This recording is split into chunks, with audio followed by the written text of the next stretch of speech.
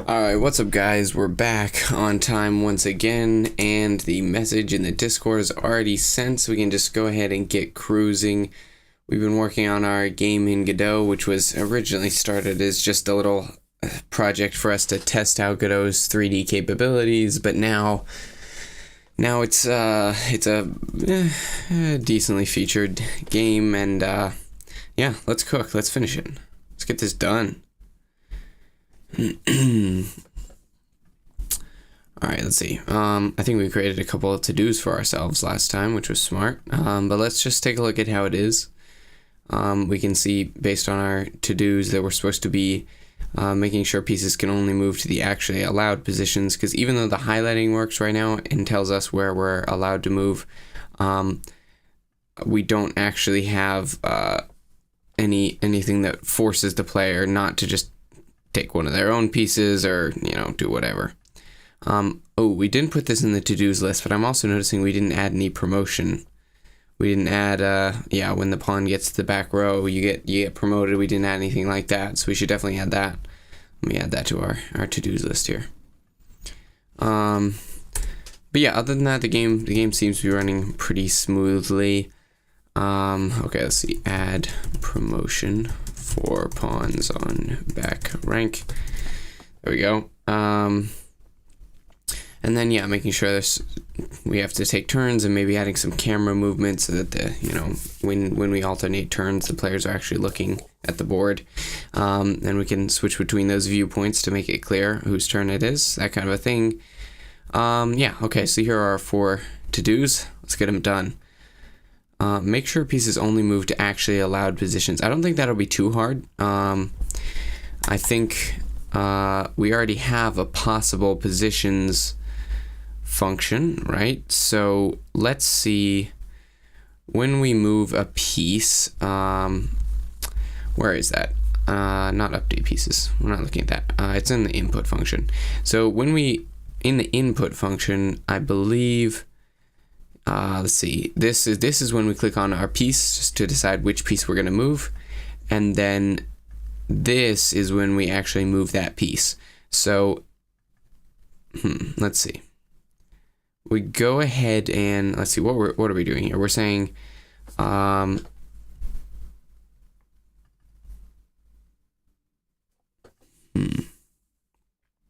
on, I'm not sure that's right.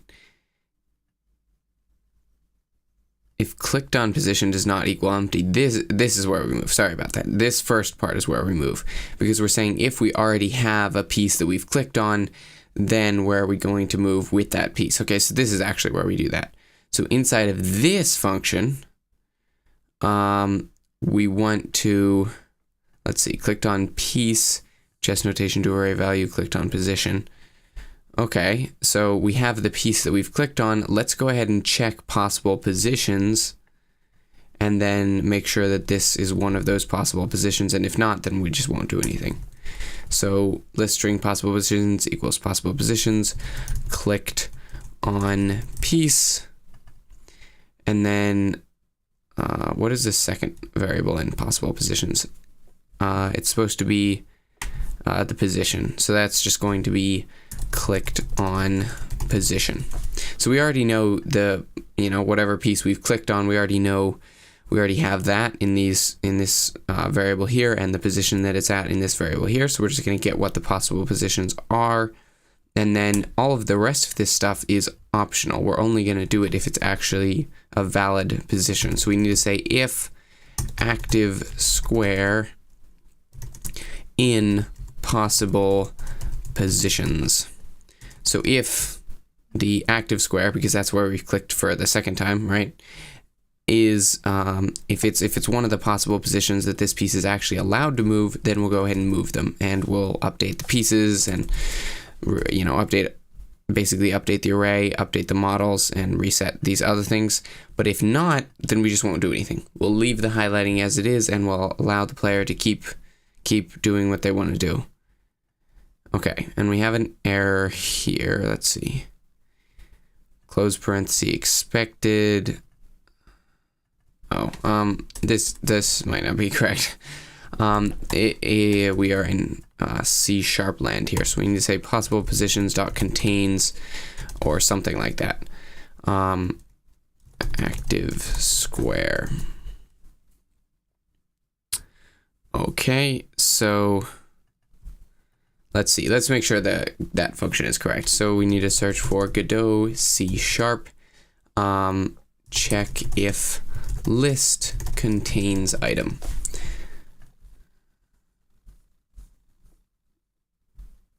Okay, it looks like, don't want an array, we want a list. C# collections, there we go. I think it's dot contains, but I'm not sure.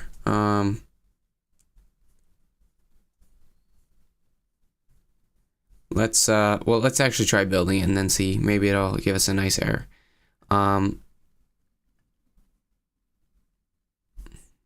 No. The name click on piece, so that's not supposed to be click on piece, it's supposed to be clicked on piece, so that resolves that error. Okay, so I think it's maybe dot has. I don't know.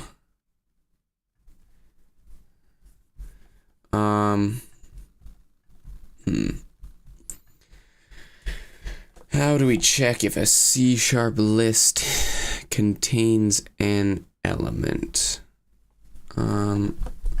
Let's forget Godot and just search C# check if list contains item. Yeah, there we go. That might help us. Oh, it's just capital contains.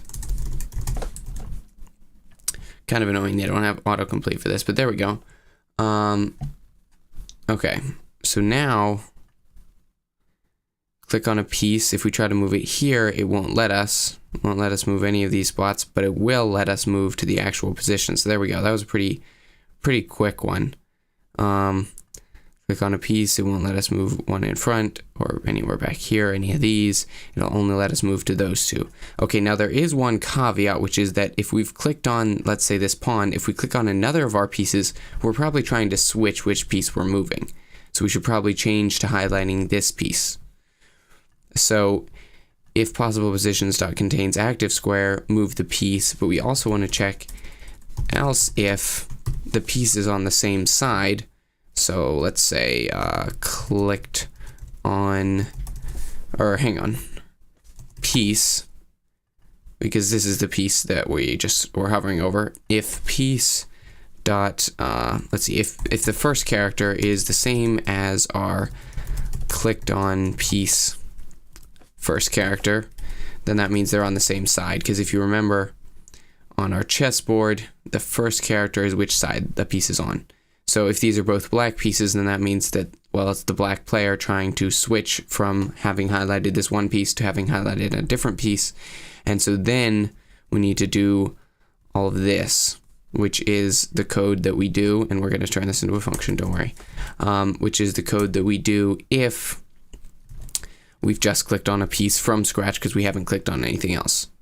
Okay, so we're going to turn off all the squares because we've already done some highlighting, and then we're going to go ahead and highlight the correct positions for this new piece. Okay, but since we're doing the exact same code here and here, we're going to turn it into a function, and I think this should be called, let's see, so basically what we're doing here is we're saying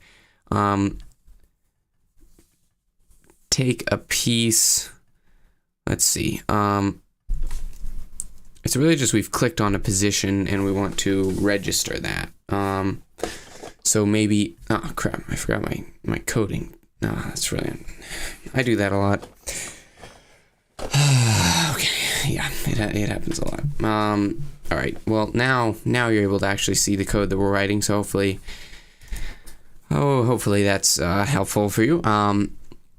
Anyway, basically all we've done so far is we've looked at our to-dos for today, and we've started implementing the first one, which is that we should only be allowed to move pieces to their possible positions. So we're checking if possible positions dot contains the square we've clicked on. So if we already clicked on a piece, and then we're clicking on another piece, then that means that we're trying to move to that new square. So then inside of that, we also check if that's a position we're allowed to go to. And if it is, then we do all of this logic we were doing before to move that piece. And that's working, all right? But what we also want to do is, if you click on a piece that's on the same side as you, so let's say you've clicked on a white pawn and then you click on the white queen, you're not trying to move to the white queen, right?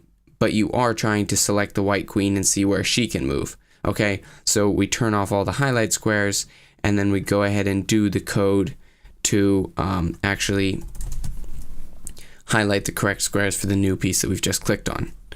And we're going to turn this into a function because it's the same code, but first let's actually just check to make sure it actually works. And we have an error here. Oh, we've already used possible positions up here, so we actually don't need to redeclare that. We also don't need this print line. I wouldn't worry about that in either of these cases. Okay, that should straighten it out. Okay, so now if we move this pawn up, right, we're moving him, we've clicked on him showing his highlights, but then we click on the queen. Okay, it does not work. Why does it not work? Well, currently we're comparing the first character of each. Did we already remove...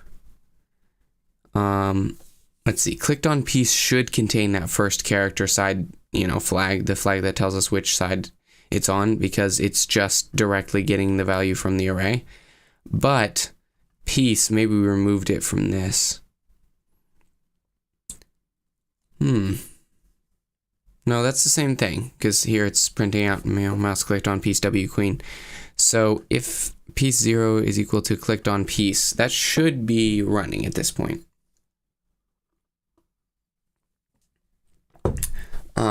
So basically, let's see, let's take a look.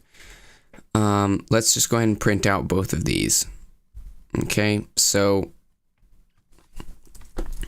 let's go ahead and steal this print statement because I don't think it's very helpful where it is right now. Mouse clicked on piece, and this is going to be piece, and then we'll say, and we already have clicked on, and then we'll say clicked on piece. Okay, and then we'll just get both of those printed out, and that should help make the situation clear. Okay, so move that up. Then if we click on this, and then we click on this, mouse clicked on piece W queen, and we already have clicked on W pawn. That's perfect. That's exactly what we want. However, somehow this is not actually returning true. Even though W queen and W pawn, so it should be returning true, just getting the 0th character of each of these strings. Yeah, so why isn't it? Do they have a triple equals for string comparison, maybe? No, okay.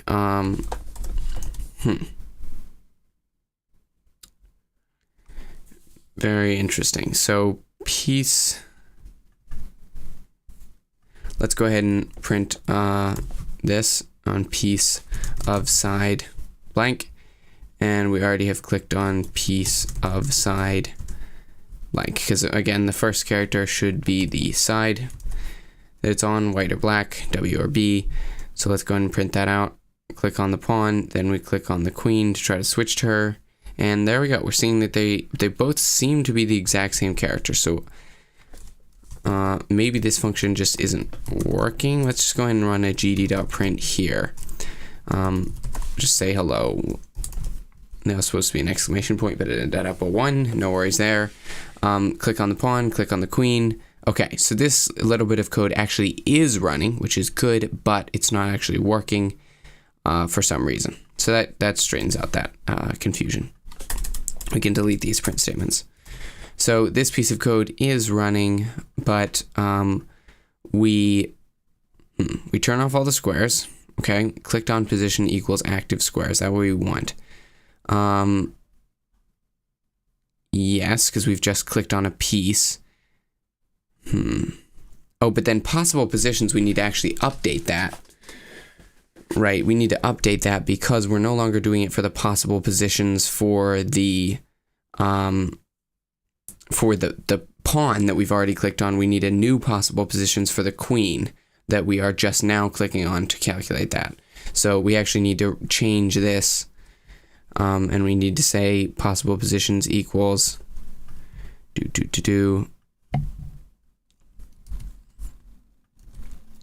possible positions with let's see, with active with piece, right? Because that's what this one is. We should probably rename that to something more useful, but for now it's just called piece. Okay, and then the position is just active square.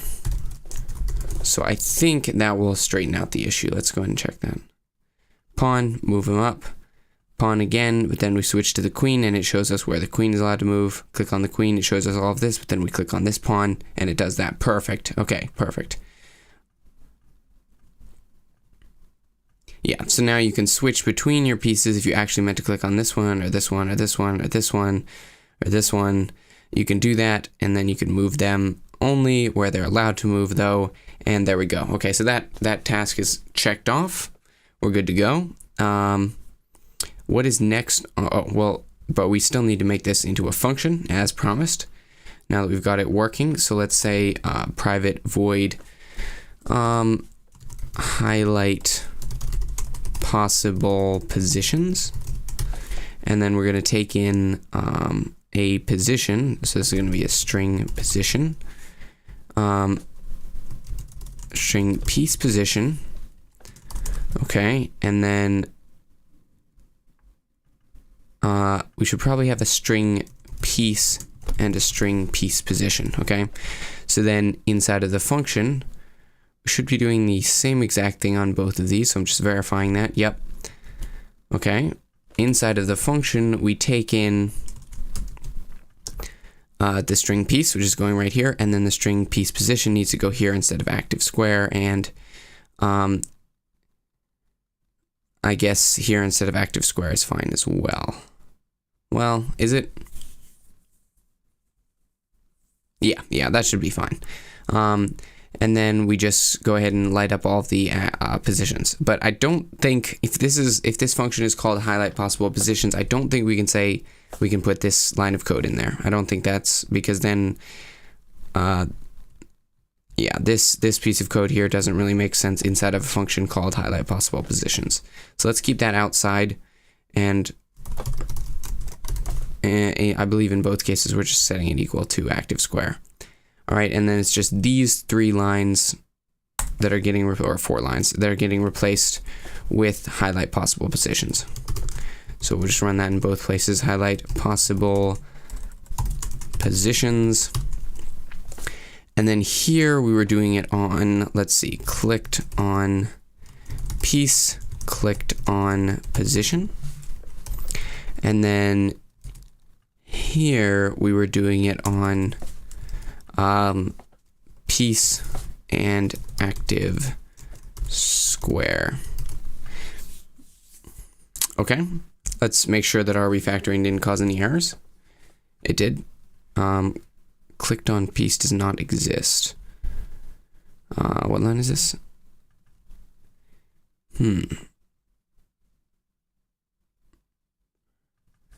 All right, let's take a trip down. Hello. What we're doing right now is we are working on finishing up the chess game. We're currently working on making it so that the chess pieces can only move to squares they're allowed to move to. So previously it highlighted the correct squares where you're allowed to move, but if you so chose to move to any other position, it let you, and now we're removing that ability. Okay, so I believe what we were doing is you have a question? Go ahead, fire away. We were trying to figure out what variables we were supposed to pass into this function because we just did a quick refactor. Who are you talking to when no one was in the stream? Well, who do you think, guys? You can't turn on the stream and then not talk. Okay, if you're a streamer, your job is to turn on the stream and to talk, right? Because, I mean, there's plenty of reasons. Like, if you joined and I wasn't talking because I was waiting for you to join, then you would leave. The lightsaber's right there. It's okay. It's not in frame that much, but it's right there. Anyway, also the VOD would look really weird if I just went quiet every time there was no one on the stream. Guys, it fluctuates. It happens. Okay, we need to take a trip down memory lane by holding down Command Z to find out what we were doing here before I refactored this code into a function so that we can figure that out. Here we go. We were doing stuff on piece and active square. Redo. Do.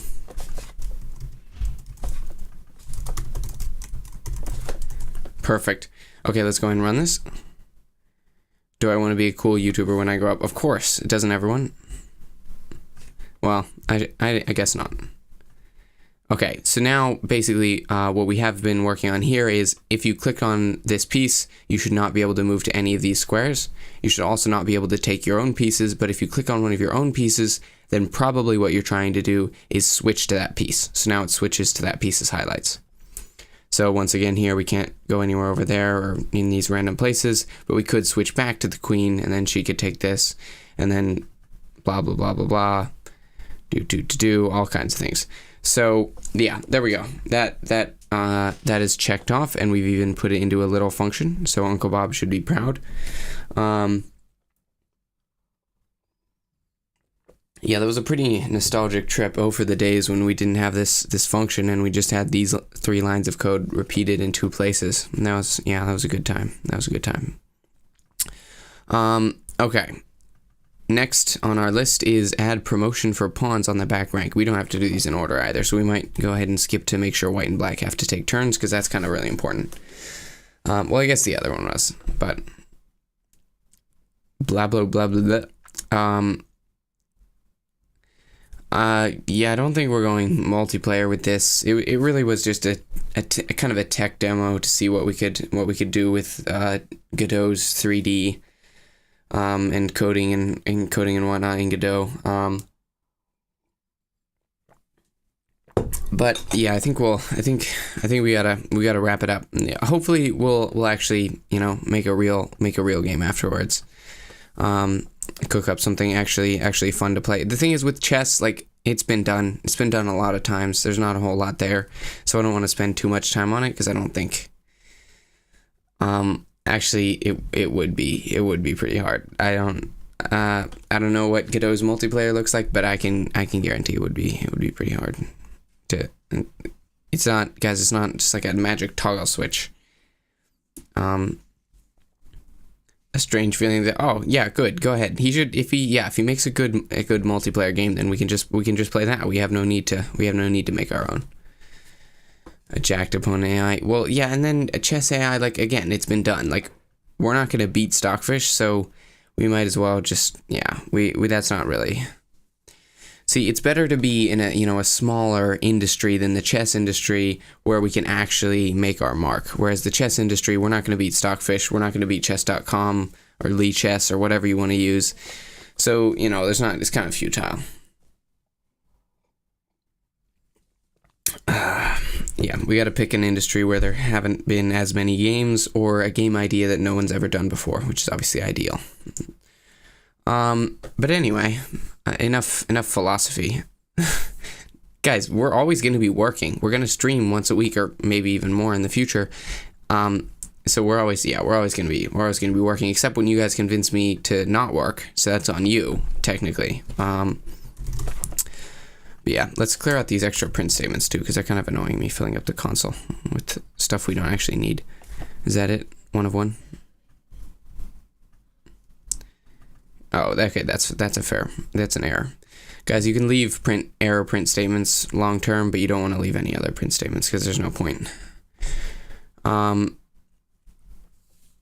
We haven't started either, so I think we're fine. As far as Uncle Bob and his wisdom goes.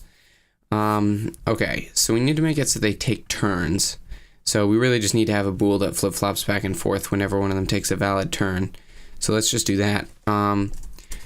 Private bool is white's turn, and that's gonna start out as true. Funny thing how chess works like that. well, guys, I mean, it could be Godot, or, you know, there is this really, really nice engine you may have heard of called Unreal Engine. I don't know if you guys have heard of it. It's kind of popular.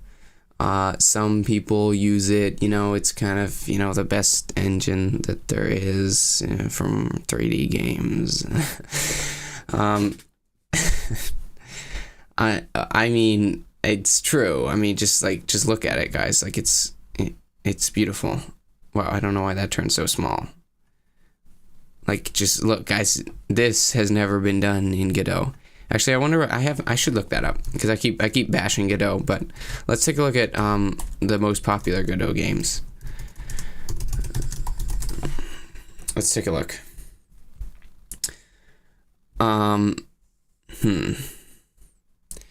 Yeah, I know literally none of these, and to be honest, they don't look that shiny.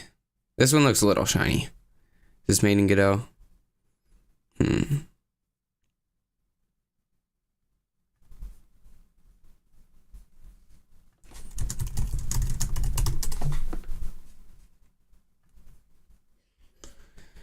Okay, I mean, this is shiny, but again, it's 2D, so, I mean, that's really, well, maybe it's 2.5D. Let's check.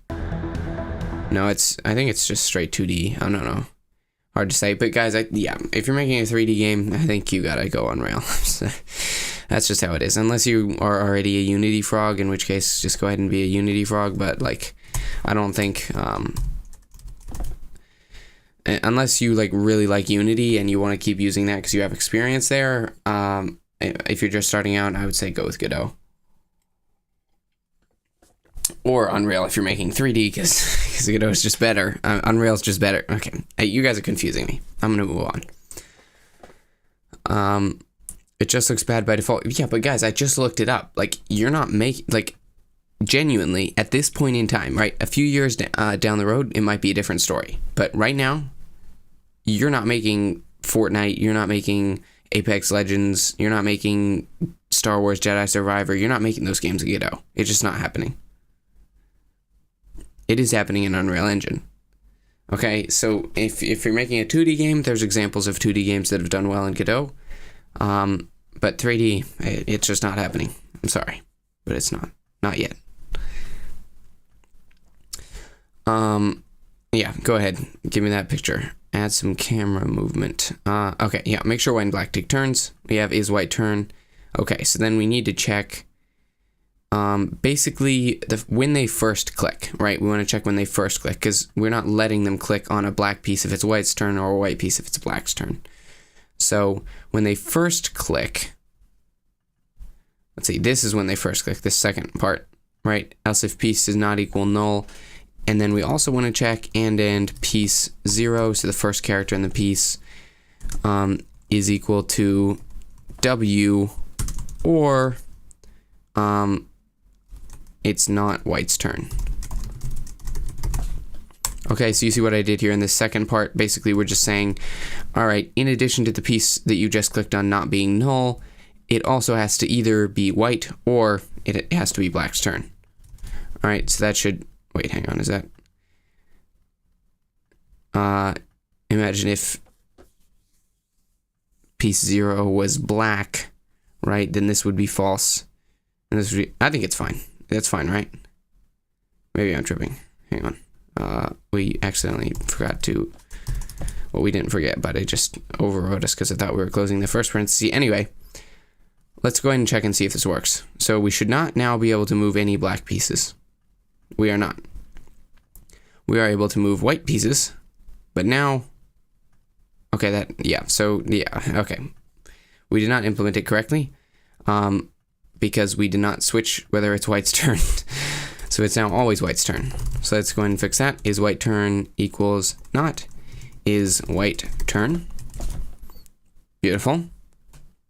Okay, no, wait, stop. We do not want to change it there because white hasn't moved yet. That's just white clicking on one of white's pieces.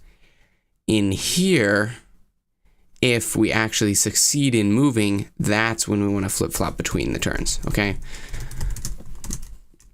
So if they've clicked on another position and it's a valid position for white to move to or for black to move to, then we'll toggle whose turn it is. That should do the trick. Let's see. Okay, so again, starting off, black is not allowed to move. We can't seem to get any movement out of them. But white, we can. Okay, and then black we can. Okay, and then black we can't, right? Because they just moved. But white can. And black just made a bad move there. Okay, and then white can still keep going because we didn't check the other direction. Currently, we're just doing this. Okay, so what we need to say, I think, guys, is going to look kind of cool or confusing depending on how you look at it. But what we want to say is piece 0 is equal to W is equal to is white turn. Why is your background like one of those popular YouTube with the fancy light? I know, guys, it looks great, doesn't it? It looks like we're going up in the world, huh? No, I'm not a Godot developer. I'm an Unreal developer who sometimes uses Godot. But yeah, it looks like the classy, like streamer background lights. Woo, fancy. Yeah, it looks nice. Except if you look closely, then you realize it's a lightsaber. Well, you might not actually be able to tell right now, but if I did that, then if I did, okay. All right, so it's not that obvious. It's not that obvious. Anyway, back to, well, I mean, I can turn it off, but then it would just be dark and sad, and everyone would cry and leave the chat, and then we would be lonely. So let's not do that. That doesn't seem like a good plan. Anyway, here we have something that I think is really nice, but maybe it's just confusing, but I think it's nice. We're saying that the Boolean of piece 0 being W has to equal is white turn, right? So if the first character of the piece is W, if it's a white piece, then it has to be white's turn. If it's not a white piece, then it has to be not white's turn. So now, in just one little clean single Boolean, we are going to force only the person who is allowed to move to be able to move. I'm pretty happy with that. Yeah. And then white can't move because it's not white's turn, but black can. And then black can't move, but white can. And then white can't move, but black can. Wait, why can't we? Hang on. What am I trying to click on here? Okay, that pawn is fine. But the bishop looked like it wasn't moving correctly. Okay, I'm having a really hard time clicking on some of these pieces. Anyway, it looks like the knight's working, so that's a plus. Okay, some of these pieces aren't working correctly. Aren't highlighting anyway. So right now it's white's turn. Let's just go through all of the pieces and make sure they all work. Because I feel like some of the black pieces aren't working. Okay, now it is. But when it was back there, I feel like it wasn't working. Let me just check that. Move that piece one forward. Yeah, see? No highlighting is happening. So we need to double check on that. Because obviously something's going wrong there. Is it the same with these other pieces, like the rook? What happened? We have nothing. Whoa. Oh, the debugger has 50 errors. Excellent. Guys, I'm still not happy with how Godot hides the debugger down here instead of just putting it in the output log like normal people do. It's just confusing. I know, we're working on it. But currently we have 50 errors to deal with, so that's nice. They're probably all the same thing, but... Node not found D9. Okay, so we're having it. It seems like our black pieces that we were clicking on are going too far off the board, and that's causing an error, which is not allowing them to do that. But the 2 turns in a row should be straightened out at this point, right? Because now white moves, but then white isn't allowed to move again. But the errors that we're getting are if we click on the black queen, we see a couple of errors, and those are that we're going out of bounds. And a null reference exception. But that's because we're going out of bounds and D9 doesn't actually exist. Okay, so in our, presumably we can check the call stack, but probably in the,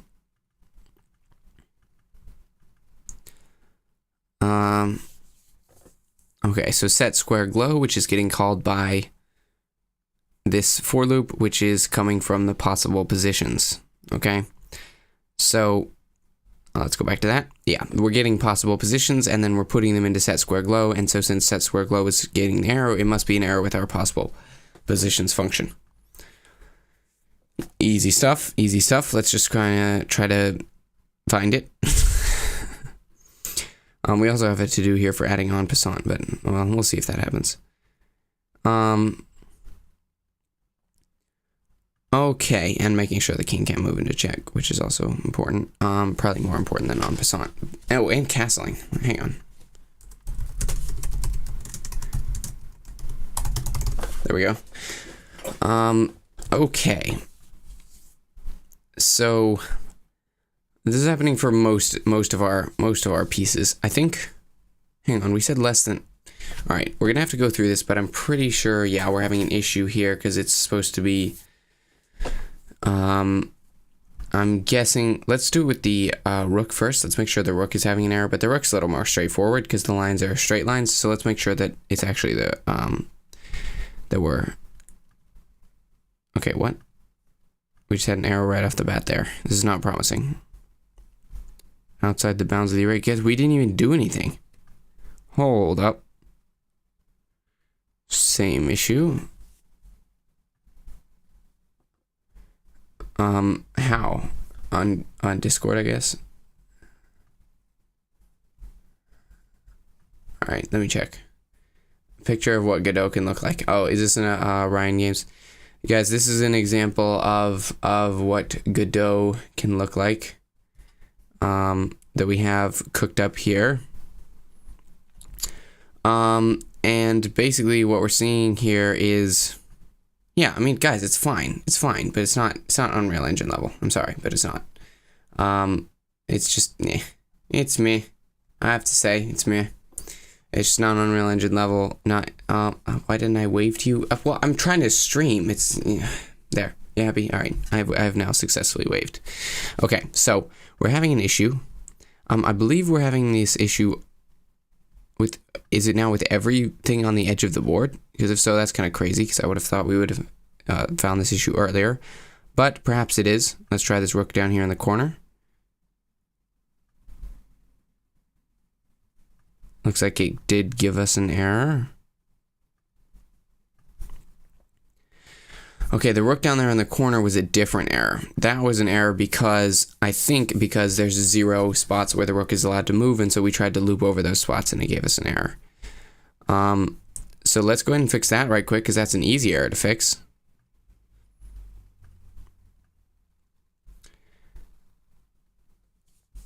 I do agree with you that a lot of times Unreal developers get tricked into just making their games look the same, ultra realistic, real world stuff, and yeah, that just gets boring and samey. But you don't have to do that with Unreal. You can certainly do other things, and it's just more powerful than Godot because it just has more stuff. Guys, don't pick a fight you can't win. This is one of those fights. You're just gonna have to give it up. Give up on your dreams and let Godot die. More stuff? Yeah, of course more stuff. Guys, look. Alright, let's take a look at this. Okay? The breakdown. And guys, I'm not trying to bash Godot. You guys are making me bash Godot. But all I'm trying to do here is say that it's not there yet. Okay? It might get there at some point. But it's just not there quite yet. Yeah, but guys, like if I wanted to add some kind of like environmental effects. Alright, let's take a look at that. What have we got? We've got the world environment node and also lighting as well, by the way. Here are our lighting options. Okay. And the world environment, that's it. That's all we get.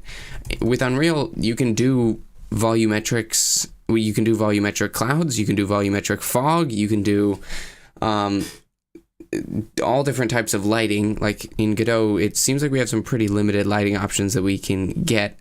And some of this I know is from my inexperience with Godot. But the Unreal, just out of the box, yeah, you can quickly throw together a scene with some volumetric clouds, a nice sky sphere with proper lighting emanating from the sky sphere, okay? Godot has obviously, you know, classic directional lights, right? But it doesn't look like it has some of the other kinds of lights which are helpful, like just having like rays coming in. I could be missing that. I would be surprised if they didn't, I guess. Light. Like they have the spotlight, so I mean, I guess that could probably achieve something similar. But again, fog. Like, guys, if I want to throw, okay, let's search for volumetrics. Okay, let's take a look at this fog. Okay, it's very small.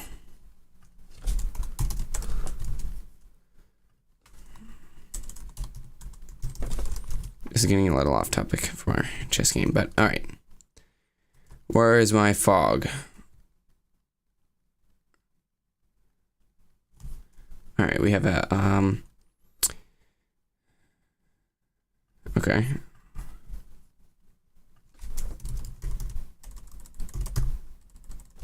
Dang it, where is it? Oh, there we go.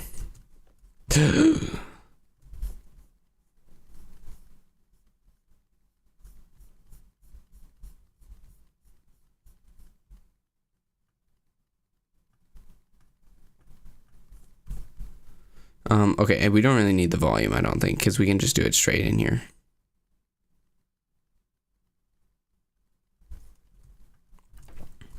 No, not 0. 0.05, 0.025, maybe. There, my beautiful fog. It's alright, I guess. Yeah, it's not bad.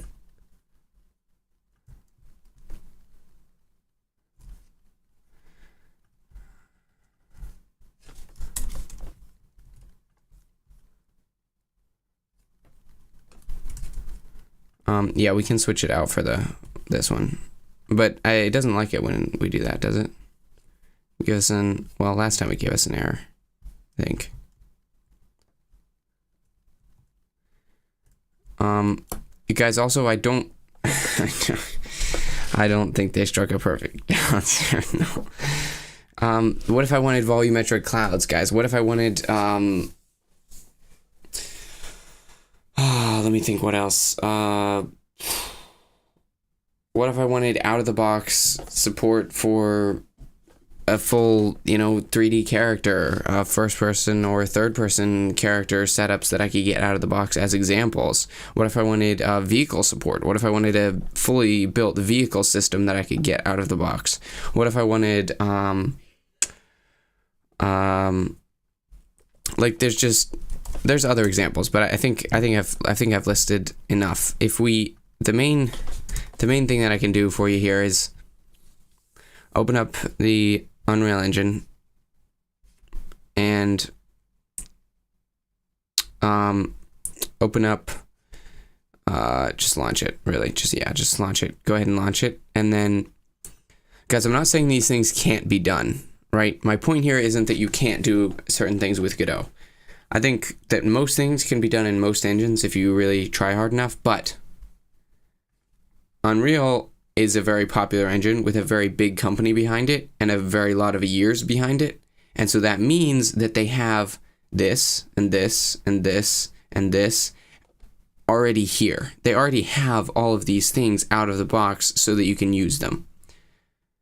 So it's not going to destroy my computer. They have this stuff out of the box. They have visual scripting as well. I don't know if Godot has that. I don't care much about that, but I know a lot of people do. They have these things out of the box already, so you don't have to do them yourself. And that's the whole point of a game engine is to reduce the amount of work you have to do, right? That's why we use a game engine. We could build games from scratch, but we don't, because we'd have to do the work of the engine and the work of the game, right? Now the engine just cuts out this much work. So for any given game, if you're going to make it, don't ask yourself what your favorite engine is, blah, blah, blah, blah, blah. Just ask yourself what engine will allow you to do the least amount of work. It sounds lazy, I guess, right? But that's what you're doing, right? You're trying to choose the best tool for the job. You don't use a drill on a nail because that would be more work than using a hammer on a nail, okay? So we're not going to blindly use Godot. Unfortunately, we're not going to blindly use Unreal, even though it's my favorite. Whatever game we decide to make, we're going to pick the best tool for it, And the reason we're making this game in Godot right now is to find out the strengths and weaknesses so that we can make that decision the best as possible. I definitely think you should try all of the game engines. I've tried Unity as well, and I know that it is good at making 3D games. And it's good at making 2D games. It might even be better than Godot at making 2D and 3D games. But for most 3D games, I'm going to go to Unreal anyway. And for 2D games, I'm probably going to go to Godot because it has more hope for the future, and the leadership, well, it's open source. So you don't have to worry about crazy leadership and pricing schemes.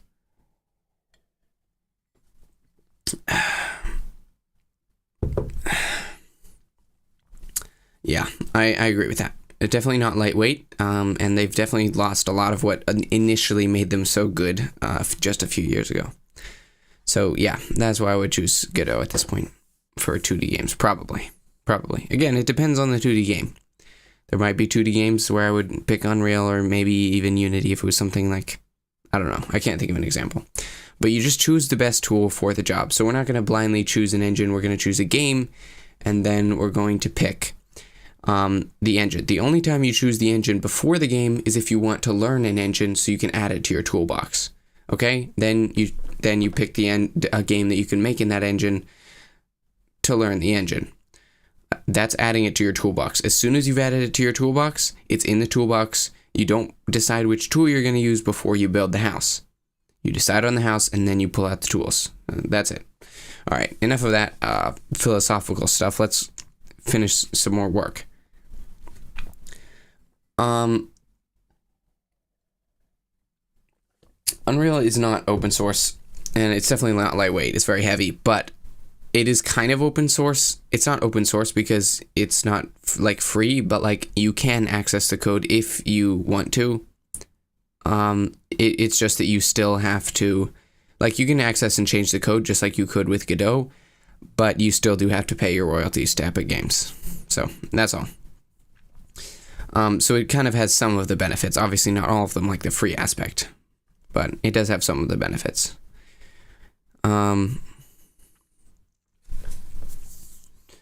And again, the reason I'm looking at the engine is because I want to reduce the amount of work I'm going to do, so I'm not actually, in my particular case, for most of the games that I've been making, I'm not caring that much whether it's open source, because I'm unlikely to actually use the fact that it's open source for my game.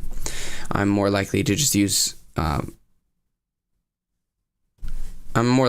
build on top of it rather than building inside of it, because it's easier. And again, like I just told you, game development is about being as lazy as possible, because that's how you get truly efficient. They don't take your money until you've made $1 million in gross sales. So I'd be surprised if you've hit that point. I know I haven't, so we should be fine on that regard for quite some time. Yeah, guys, there's going to be people who use all of the engines, like you, whatever. I've explained myself as best as I can, I think. All right, so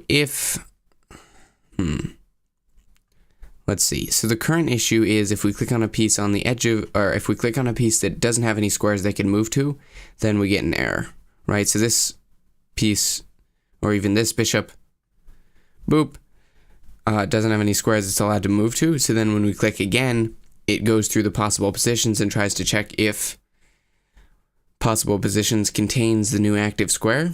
And I think this line must be what's giving us an error. Let's see.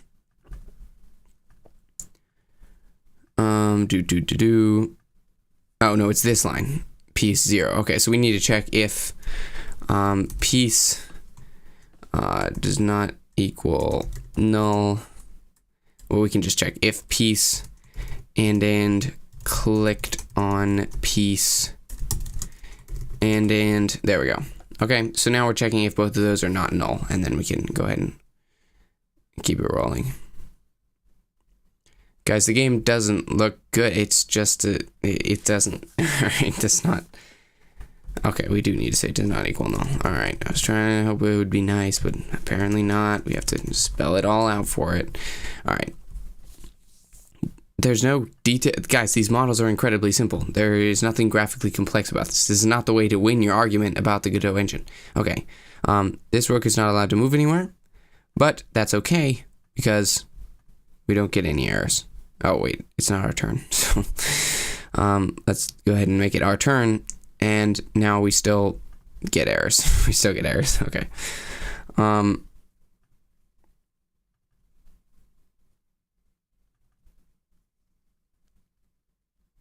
That's not possible. Oh, we need to check if it's not equal empty string, because that's different than null. Let's try it again. Okay. No errors at all. Okay, cool. So we can now see, oh, yep, you can click on the rook, but it's not going to do anything for you because you aren't allowed to move anywhere. And now we've lost everything. Well, okay, for some reason we're having a weird issue where the highlight, that's kind of weird. I'm not going to lie. Okay, so, guys, I don't know if you know, but horses are actually allowed to jump. Yeah, it's kind of a fancy little role for them. Okay, but basically the issue we're having right now is, let's say you click on this knight, shows some positions, you click on this pawn, right? When you click on a piece, it doesn't highlight that piece, it just highlights where they're allowed to move, okay? So then if we click on this king, and he's not allowed to move anywhere, then it just looks weird, because we're no longer getting the hoverator, and we're no longer getting the highlights in front, because the king isn't allowed to move anywhere, okay? So that looks kind of weird, so we should probably do something about that. And also, we somehow stumbled into another error, so that's nice. I guess we clicked on something on the edge of the board, and we're having an error with that.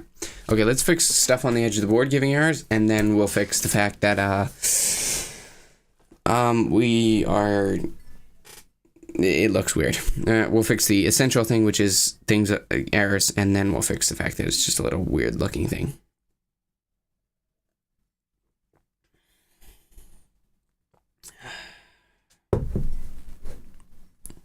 Okay. So, anyway, ignoring the chat messages, which are very unhelpful, we're going to cruise right along with the fact that we're getting an index out of bounds exception. Hey guys, here's the lightsaber if you're looking for it. Yeah, it's right here. Yes, and that is happening with most of these pieces, but we know it's happening with the rook, so let's diagnose it with the rook first.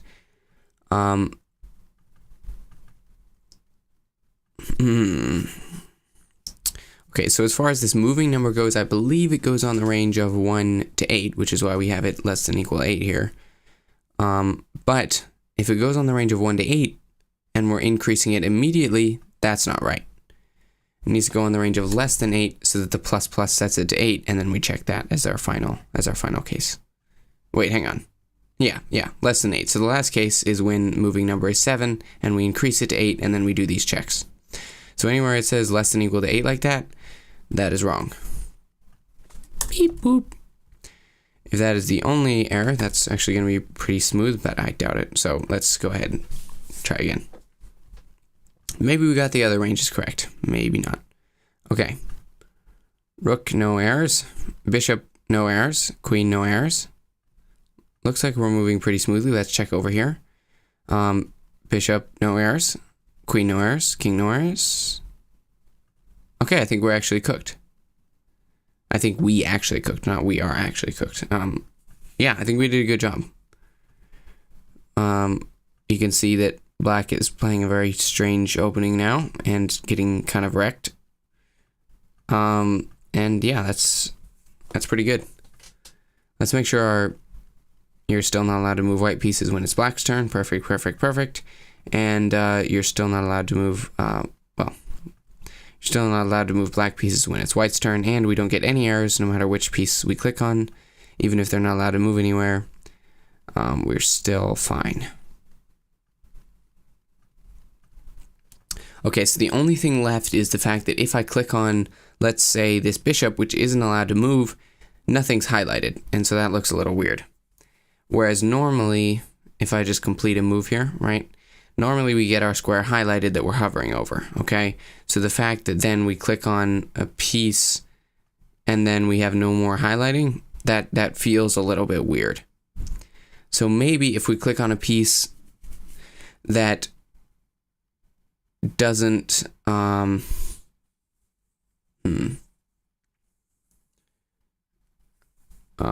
if we click on a piece that doesn't have any moves available, maybe it should, I don't know, not allow that.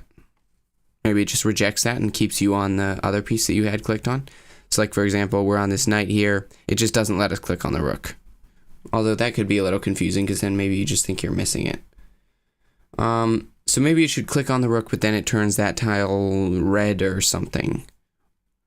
I don't know. What do you guys think? Finish the movie. I don't think we're gonna be. I think we gotta lock in and work for tonight because we gotta get this game done, and we gotta get it done fast.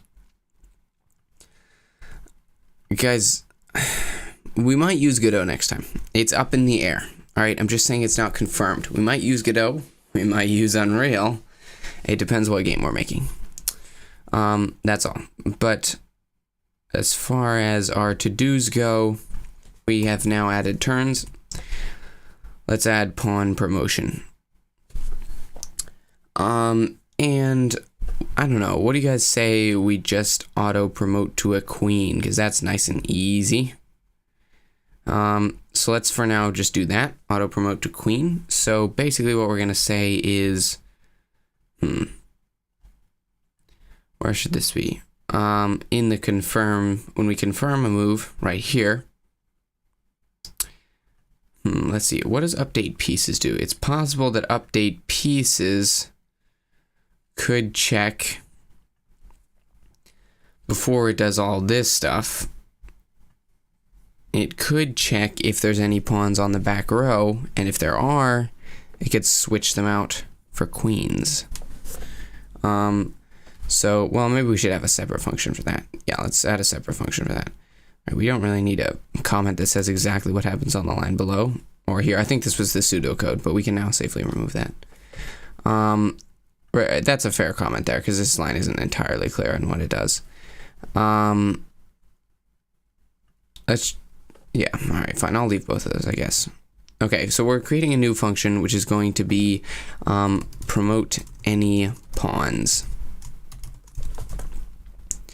Okay, and our private void promote any pawns is just going to loop over the back row for white and check if there's any white pawns there, and if so, promote them to queen, and the back row for black, and if there are any pawns there, promote them to a black queen.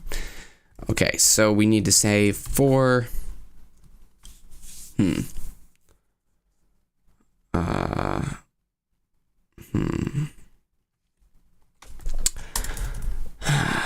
do we do this? Okay, so we need to let's take a look at the board. Okay, so we need to basically say that an integer equals 8, and then we need to loop over from A to H and do this thing. So let's say for int I equals, let's check. I think we're going to use the chess letters array. Yeah, so int I equals 0, I is less than 8, I plus plus, string current position is going to equal the letter, so chess letters I, and then we're going to add on a string that will be 8, because this is us looping over black's home row so that we can check for white pawns. Okay, so we're going to loop over the entire back row for black, or the the row that white's trying to get their pawns to, and we're going to say if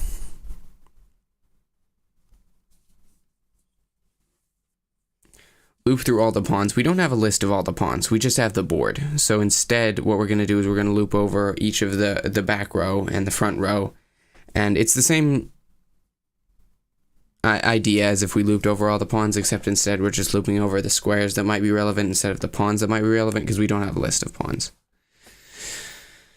Unreal pawns, okay. So anyway, what we're going to do is we're going to say if, let's see, I think we want to say chess notation to array value, and we're going to pass in current position is equal to, and we can just straight up say W pawn, because that's the only thing we're looking for here. And if that is the case, then we're going to say chessboard, well, we're going to access the square, set array values with chess notation, perfect. Set array values with chess notation, we're going to pass in the current position, and we're going to pass in W queen.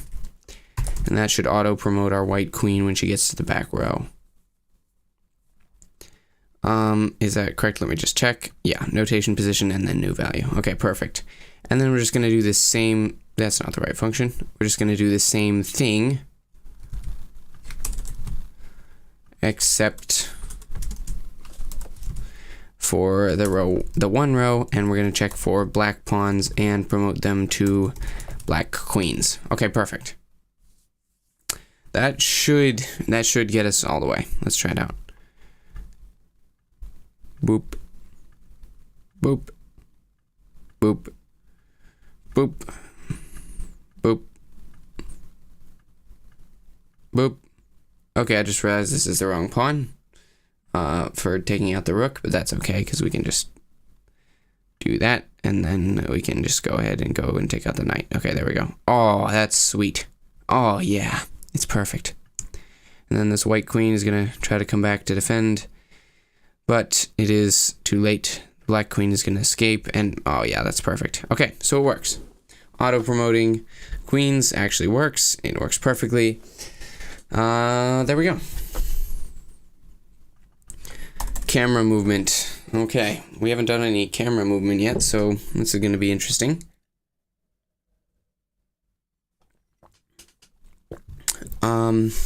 So at its most basic, what we have is a camera here. The easiest thing we could do is, let's see, where's my preview? Can I preview this? Oh, I'm done. Okay. The easiest thing we could do is have two different cameras and then just switch between them. Actually, that's a pretty good idea. Yeah.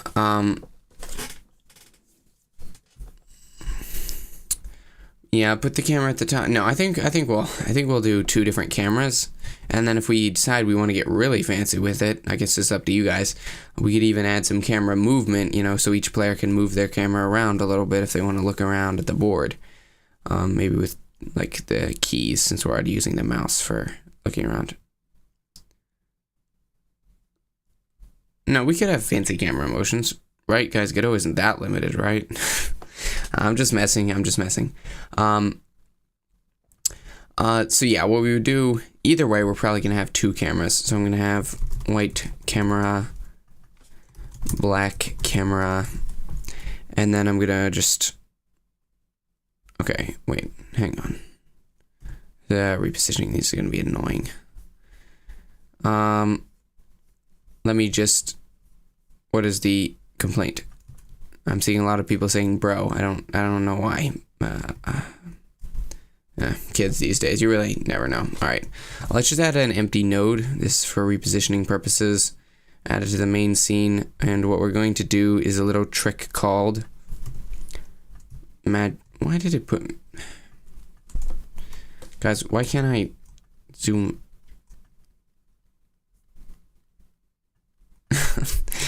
Yeah, I know. It was intended to, for you guys who like Godot too much. It was intended to filter out. So it's basically like a special auto-targeted burn that only strikes people who care too much about Godot, right? So the people that don't care too much about Godot were just completely safe. And it only struck the people who cared a little bit too much about Godot. Yeah, it's pretty nice like that. Yeah, so that's kind of concerning. Like very concerning, I would say. Yeah, you might wanna rethink that. Okay, so what we're gonna do, I don't know if this is actually even easier at this point, but It's supposed to be easier. We're going to... What is happening with my arrows?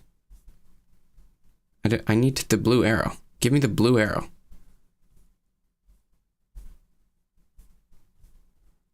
Okay, the blue arrow...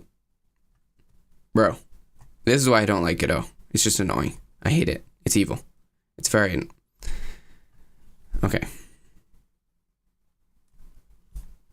Let's go overhead again. And make sure that this is in the exact center of the board, which obviously it is not yet.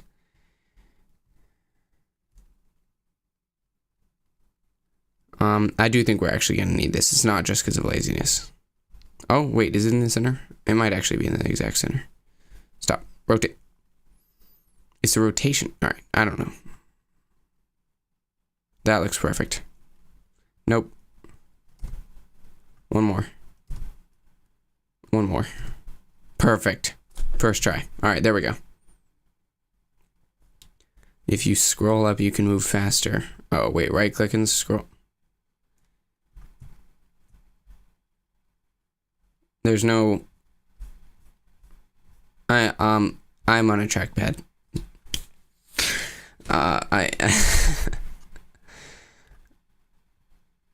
No, it doesn't work. If you try to right click and scroll up on a trackpad, then it just does the regular looking rounding. So wait, what if I did a hard click? No, that doesn't work. Yeah, it doesn't work, unfortunately. Maybe I should have been using a mouse. But anyway, currently what we're going to do is... Bro, why is it so hard to just get this stupid thing centered on the board? I'm not very happy with it right now. Okay, there we go. The reason we spend all of this time... Is it still one too low? Oh, we're gonna have to split it halfway and halfway. Hang on. 0.5. Boom, perfect. Okay, I have a mouse. I'm just not using it right now. I'm certainly not buying one from the Godot merch shop. Get out one that's like weighs nothing, admittedly. The mouse would weigh nothing, so it would be very free and movable. But compared to like my Unreal mouse, it would have like one button. Okay, that might have been a little bit harsh, but you know, you gotta do what you gotta do. The reason I'm adding this and spent all the time positioning it at the center of the board is because what we're gonna do is, if you notice, the white camera is up somewhere over there, and the white camera rotator is at the center of the board. So now if you want to rotate if you rotate the white camera rotator, then you'll have like a nice handy way to rotate it around the center of the board. And if we want to do any camera movement, then that's what we're going to want to do, is rotate it around the center of the board. So it's just a handy little way to do that without any math, because math is math and hard and, you know, whatever. And also, it handily makes it so that we can, I bet it had a lot of buttons, though, the mouse from the Unreal shop. I bet it was very nice, and I bet it looked really good. Probably lots of RGB on there. Am I right? I know I am. Okay, so, yeah. Then what we can also do is just take the black camera rotator and rotate it around, so that now the black camera is on the exact opposite side. Can I see how much I'm... Okay, guys, this is a pretty major problem. How am I supposed to know when I've rotated exactly 180 degrees? Like, I don't have a little number there? Alright. I don't even know. Alright, oh, it says it down there. It's just not very contrasty. There we go. Okay, good enough, good enough. I'll take that. That's my bad. Okay, so now all we need to do is figure out how to switch the current camera, which might be because of this little boolean right here that says current, but we'll see. Go into the remote scene. Yup, and then if we just toggle black camera to current, white camera gets removed, and then it's black camera all the way. Perfect. Okay, perfect. And it makes it really obvious that something is wrong with our meshes. But anyway, Unreal definitely has that feature, and it's right by the rotation thing, not down in the corner, which is just completely off the rails. I mean, yes, what? Whew. Anyway, let's go ahead and, wow, my voice is really dry.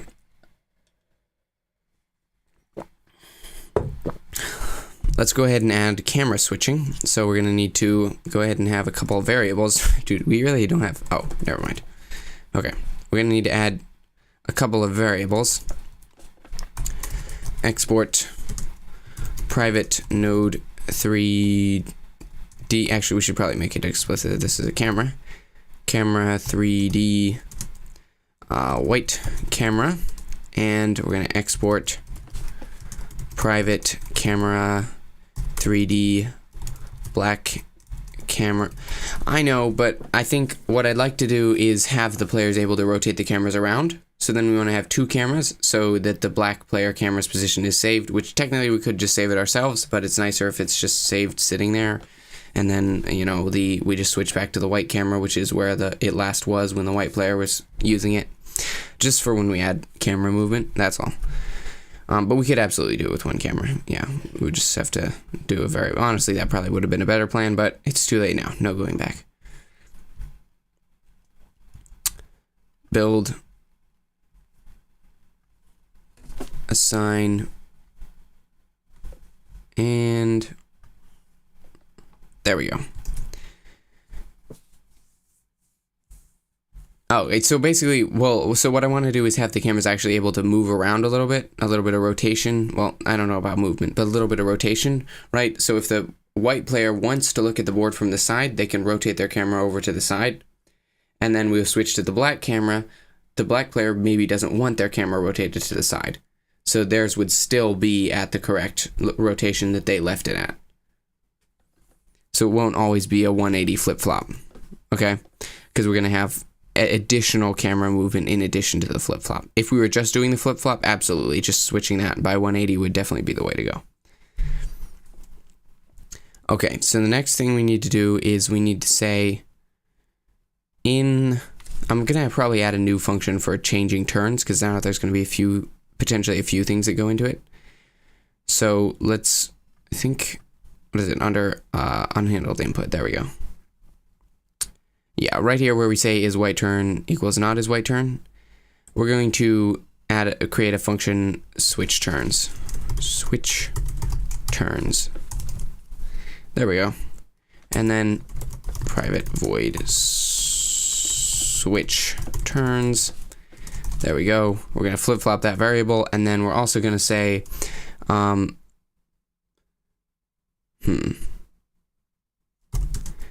if, now that we flip-flop the variable, if is white turn, then we're going to go ahead and say white camera. I guess we could also just do this like this. White camera dot, what is it, current equals, yes, because that is how the rules of chess go. White camera dot current equals is white turn. And same thing for black camera dot current equals is black turn. I'm not sure if this is going to work, because I don't know what happens if, let's say it was white's turn and now it's black's, then white camera dot current gets turned off and then black camera dot current gets turned on. Not sure if that's going to work, but we'll see. Maybe it's capital. Let's check. No, it should be just lowercase. Oh, setting one camera's current to false will cause the other to be made current, so we can actually just do this with one camera. White camera.current equals is white turn. If it's true, then it'll take away the true from any other cameras, and if it's false, it'll turn the other camera on. So we can do it with just one camera. That's pretty nice. But the question is why. We have clearly stated that it is a camera 3D, so why does it not think that it has a current?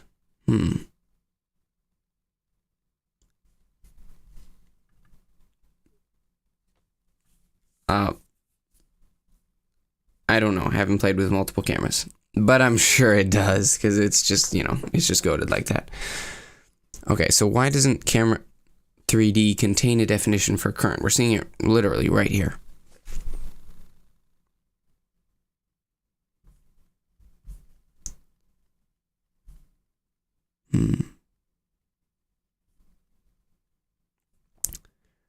Do we need to include something? Maybe camera isn't included by default. I don't know. Let's check. Godot change current camera C#.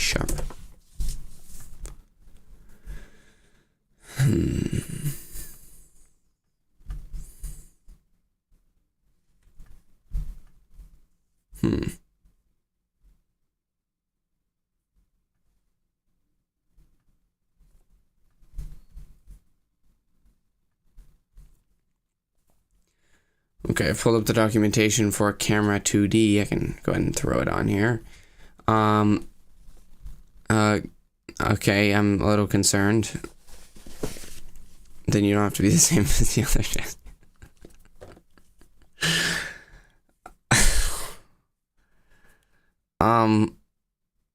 It's an idea.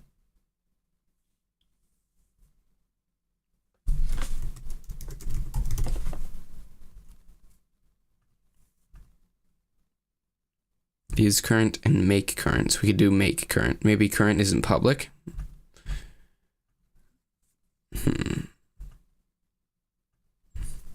Okay, so I guess we have to do make current, which won't.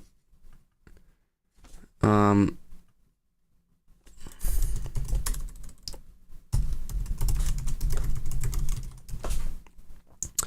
then we really do have to do if statements because we can't do. We can't do it with a boolean. So we'll say if he is white current, then we're gonna go ahead and make that one current, and otherwise we're gonna go ahead and say black camera dot make current. Okay. Guys, what is Godot doing right now? This is why Unreal's better, am I right? We have it right here in the documentation. Void make current for. Wait, this is camera 2D. Hang on. Is it different for camera 3D? If it is, that's kind of odd, but I did click on the wrong documentation page. So, okay. So on this one, we just have a bool that we can adjust. So that should be fine then.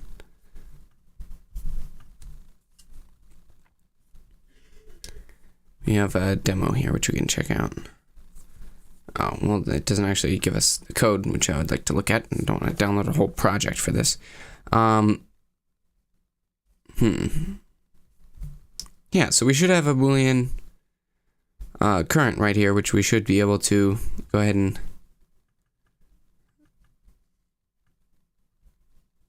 either set current should work as we're. Oh, set current. Dude, why is it different between the 2D and 3D cameras? I don't understand that. But nonetheless, set current takes a boolean. So let's go ahead and call set current with is white turn, and it should handle all of the rest between the two cameras.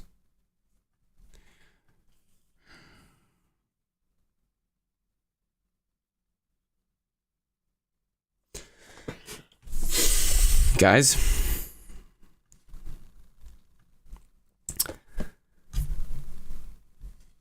this is the Godot docs looking at camera 3D version 4.2, and we have our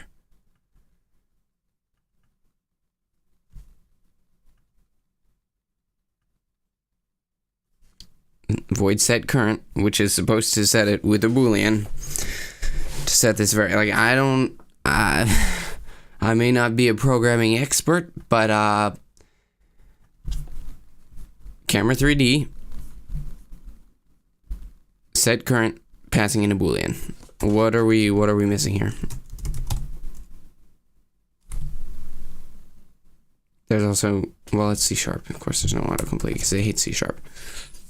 Maybe it's different in C#, and this is the GD script version. Godot C# camera 3D current. we already tried white camera.current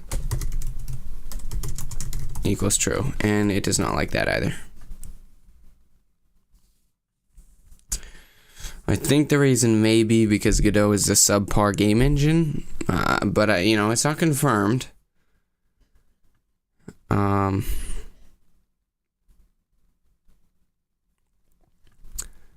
Let's see.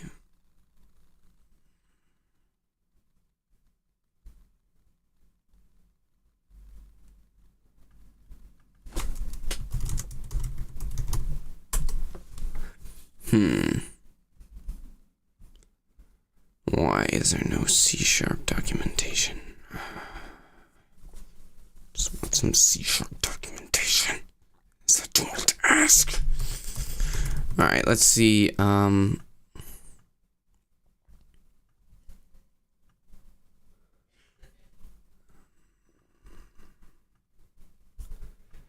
Let's try just calling it a camera, not specifying if it's 2D or 3D. Okay, that doesn't work. This doesn't highlight.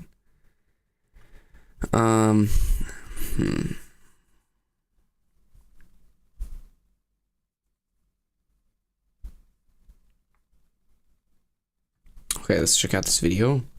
This is your Maybe brain we can find when you're something struggling useful in here. to focus. And this is your brain when you're in the zone.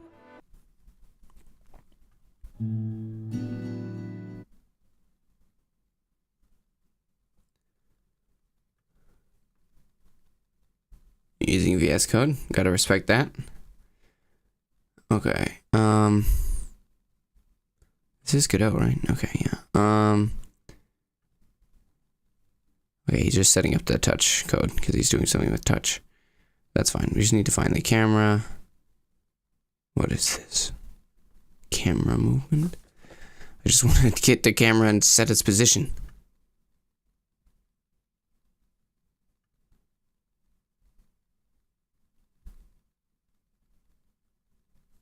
Okay, and then we just get completely off the rail. Okay, this is...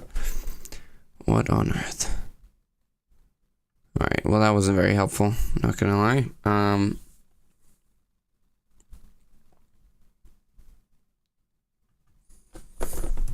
Let's try something simpler, just setting the position of the camera in C#. Is that...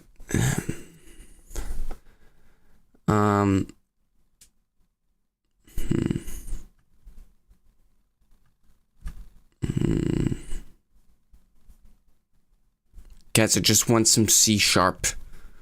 I don't know why we did this project in C#. I did not know that Godot hated C#, but that makes me like it even less, I'm not gonna lie.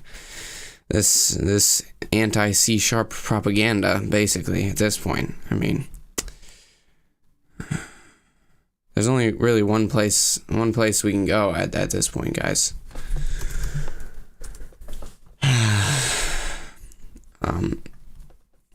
I'm obviously, I'm gonna think of a completely original answer here for you guys. Definitely not, you know, anything else.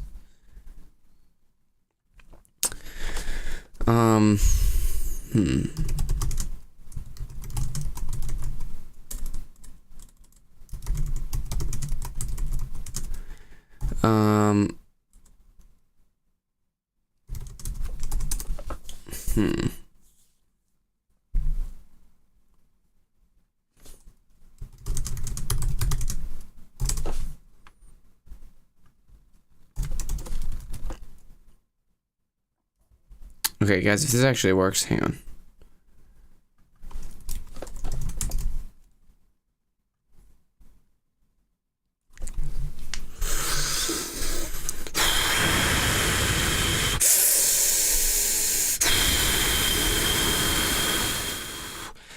Guys, I'm going to need you to put some meditations in the chat because I'm about to go off the rails on this one. Unbelievable. Absolutely unbelievable. Capitalization. Like, why? Why are the standards just completely different between the two languages, and you don't have that noted in the documentation? Like, why not just have a different version of the documentation for C#? There's absolutely no documentation for C#. How are you supposed to know what the functions are for C#? It's absolutely unbelievable. Unbelievable. Okay. That's unbelievable. Absolutely unbelievable. I can't stand for this, guys. Godot has gone on too long. Yeah, no, this time it's perfectly fair and just for me to be angry, because that was unbelievable. What were we even doing? Oh, camera switching. Camera switching is not working. Obviously, because when we move the white, it's not actually switching it over. Well, because I'm currently setting it to true instead of setting it to is white turn, which could be a slight problem. Okay, guys, moment of truth. Clink. Oh yeah. Clink. Doot doot doot. Doot doot doot doot.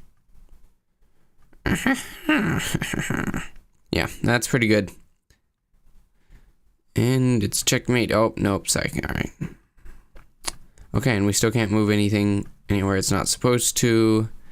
And if we click on different pieces, then it just gives us that other pieces highlight. Okay, perfect, guys. It's actually cooking now. It's looking pretty nice.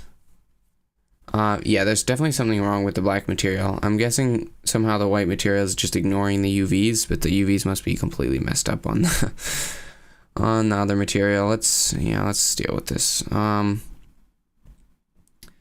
Let's see, chess models.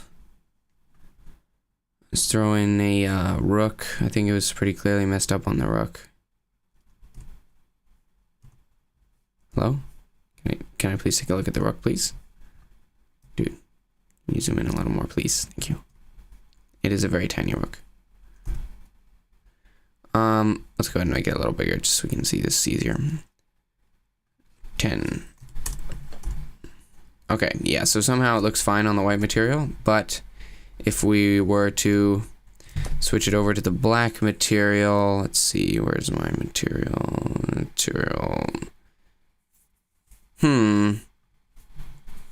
Where's my material? Not that much. Hopefully. Where is my material? Did it create the wrong thing here? Hang on. What are we doing in the script? Because we want to make sure it's the same as what we're doing in the script.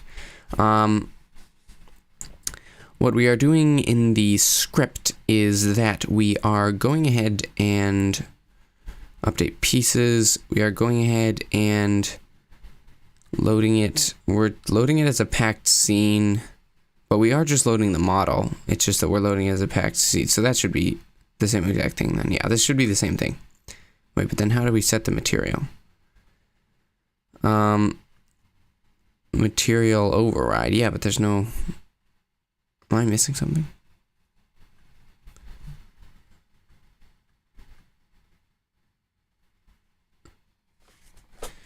Why can we not change our material? This is very odd.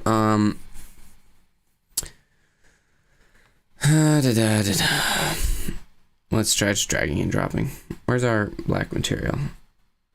Shaders, chess material, dark, 3D. Didn't work.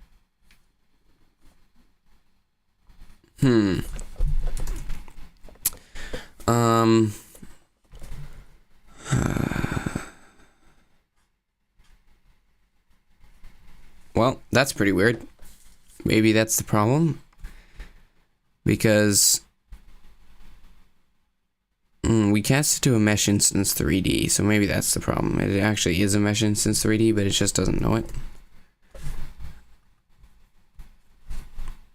So if we add our... Let's see, let's go ahead and add our rook to this mesh instance 3D. Hello? What? Load. Chess models. What? Okay, guys, what's going on here? We're loading it the exact same way as in the script, but in the script, somehow we're able to cast it to a mesh instance 3D, and then magically we're able to... Wait.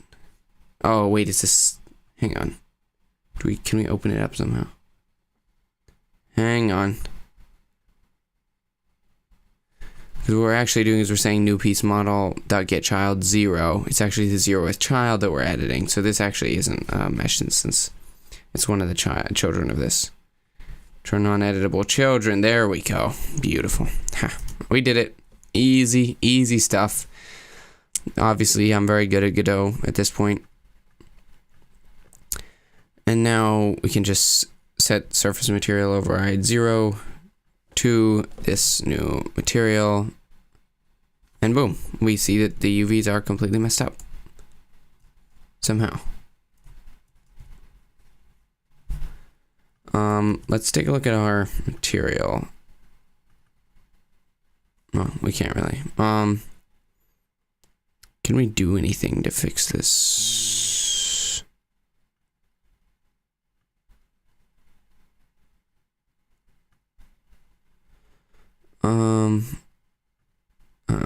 Yeah, it doesn't seem to be able to help us out with that. Okay, let's see.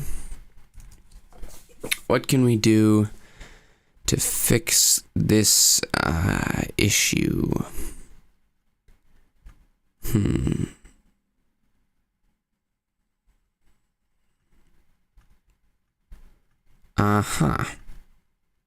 Boom. Easy. Just flip around the culling. Actually, we might want to do disabled, just in case some of the other pieces are the other way.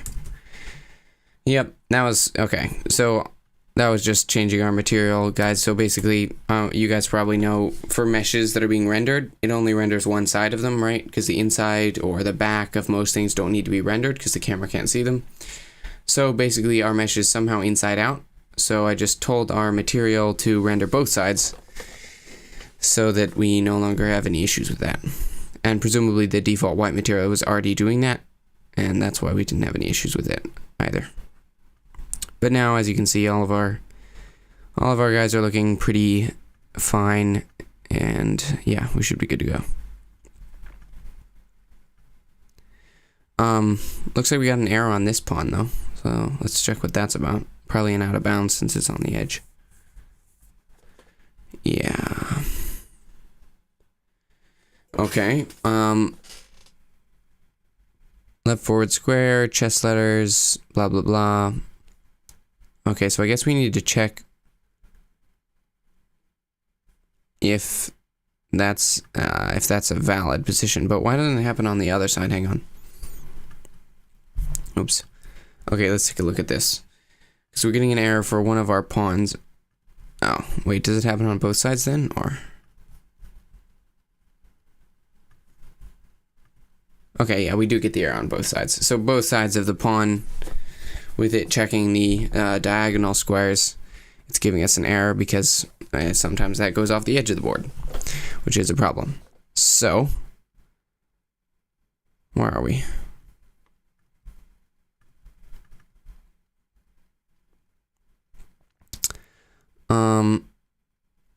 Let's see. So it's the letter that's going off the edge of the board because it's side to side. So we need to check. I guess we just need to do a little if statement here where we say if this is less than chess letters dot size, then we're gonna go ahead and do that. And here we need to do the same thing, except we need to do -1. I think that should straighten it out. That did not. Oh, yeah, we're not in GD script anymore. We can do a regular, much more reasonable dot length or count or something. I don't know. Yeah, count, of course, as I would, of course, obviously easy, just dot count. By which I meant dot length, but without any parentheses, of course. Dot length, but without any parentheses, and also if we replace LENG, T, and H with COUN and T, in that case.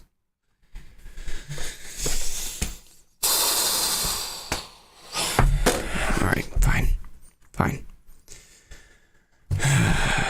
C# sharp array size.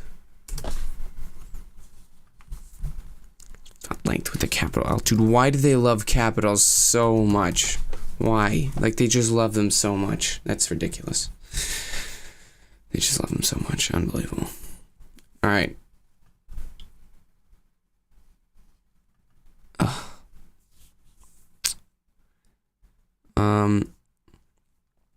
Okay, let's see.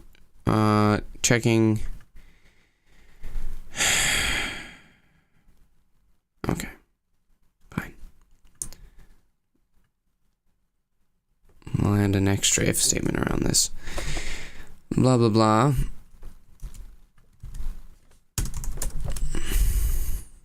Bleep, bloop.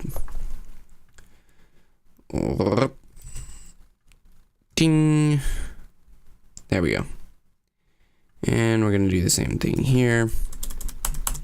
Just going to have to move those creation of those strings down to right here so that we can actually have them only created inside of those if statements so we don't get any errors, but that should deal with the situation. At long last, we should now no longer have any errors. Okay, that did not resolve the situation.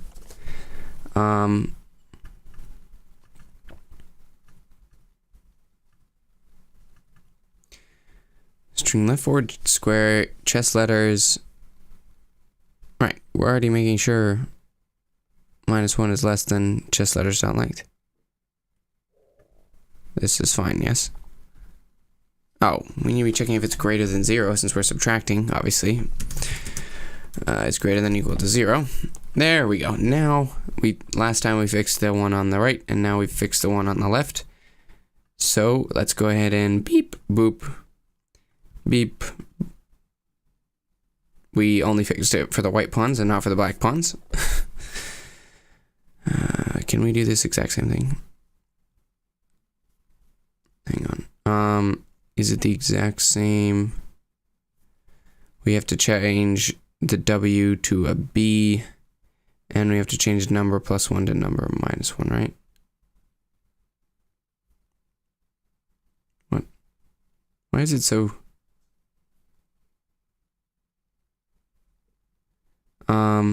Yeah, number +1 to number -1 on these lines here, where we're creating the string, is all we need to change there. And then we also need to change the check, so it's checking against white pieces, because black pieces can only take white pieces diagonally, and obviously they cannot take their fellow black pieces diagonally. Okay, so now we should actually have all of the pawns on the edge of the board being able to move.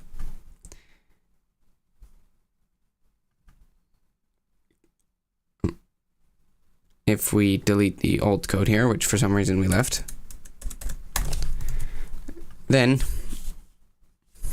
see, there we go. White pawn all the way to the left, black pawn all the way to the right, white pawn all the way to the right, black pawn all the way to the left. Perfect.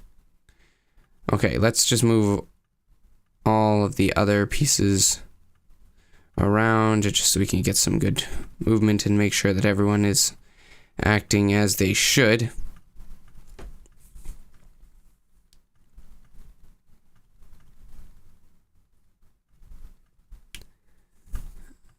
I think I already moved him, but that's okay. Yeah, okay, guys, it looks like everything's actually working. We're moving all of the pieces. Everyone's happy.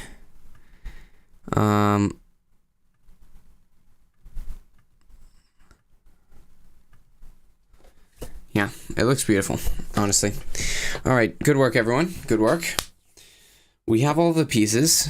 We have side switching. We're just missing a few more moves that are somewhat less common. And the king can also currently move into check. Ugh. Fine. We'll implement check. It's so annoying. All right. Yeah, I guess we're going to have to implement check, which basically is just going to mean looping over every single piece on the board. Every single every single square on the board, and if that square contains an enemy piece, so if this is the white king, then all of the black pieces, and then checking if that piece's possible positions include this king. So a lot of looping, probably not that performant, but we should be fine because we're not doing that much stuff.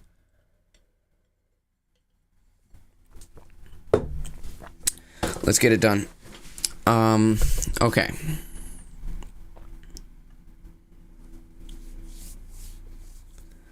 So for each of the positions that we're taking a look at, if it's currently we're just checking if it's a valid position, but now we need to add a little check here right before we confirm it.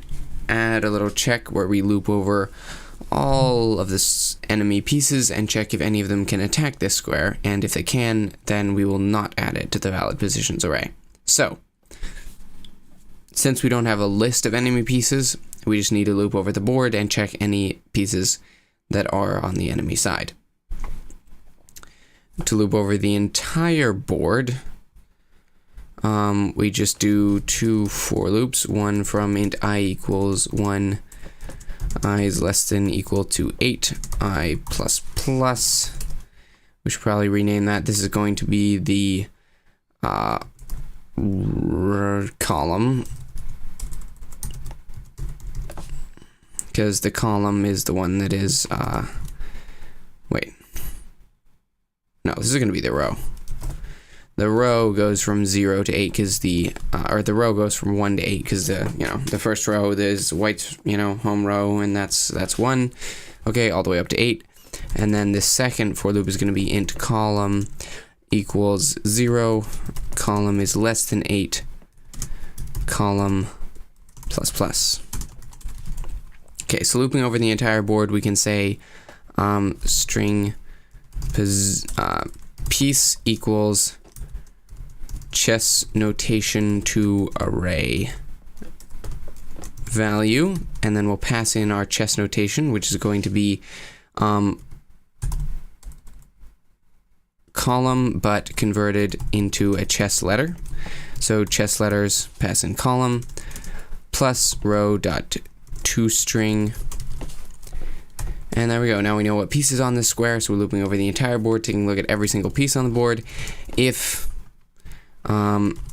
piece 0 is equal to, if piece 0 does not equal side, because we have this side up above which says our side, so if this is an enemy piece because this piece is not equal side, then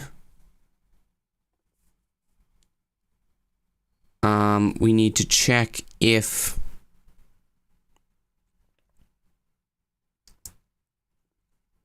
let's go ahead and create a bool here, which is probably going to be our flag for if this spot is canceled. Bool square safe, which is going to equal true, and then if this passes, we're going to set square safe equal to false, except we are not just checking if there's an enemy piece on any square, because this would obviously always be true. We're checking if there's an enemy piece on this square, and if the currently we're just trying to implement check, so if the king can't move into check, that's what we're trying to add right now. So basically inside of the king's code, we're currently just checking, we're looping over the entire board and anywhere on the board. If on this square that we're on the board, if this is an enemy piece, we're going to check if they can attack the square that we're currently looking at. So if we got to get the possible positions for that piece, so that's going to be a list string possible positions, and that's going to be for, let's see, possible positions. That's what we're in right now. Nice. Possible positions, we have to call it with a string piece, which is going to be our, not just our piece, but a substring of the piece, which is piece dot substring 1. And then we also need to pass in the position. So the position on the board is just going to be this right here. So let's separate this into a variable so we don't have to do the calculation twice. String position, well, that's already taken. Actually, so is piece. So string enemy position and string enemy piece. And then we can say if enemy piece 0 does not equal side, then let's go ahead and call this on enemy piece dot substring 1 and enemy position. Okay, so we're checking if we're going to get all of the possible positions for this piece that we're looking at right now, and then all we have to do is check if possible positions dot contains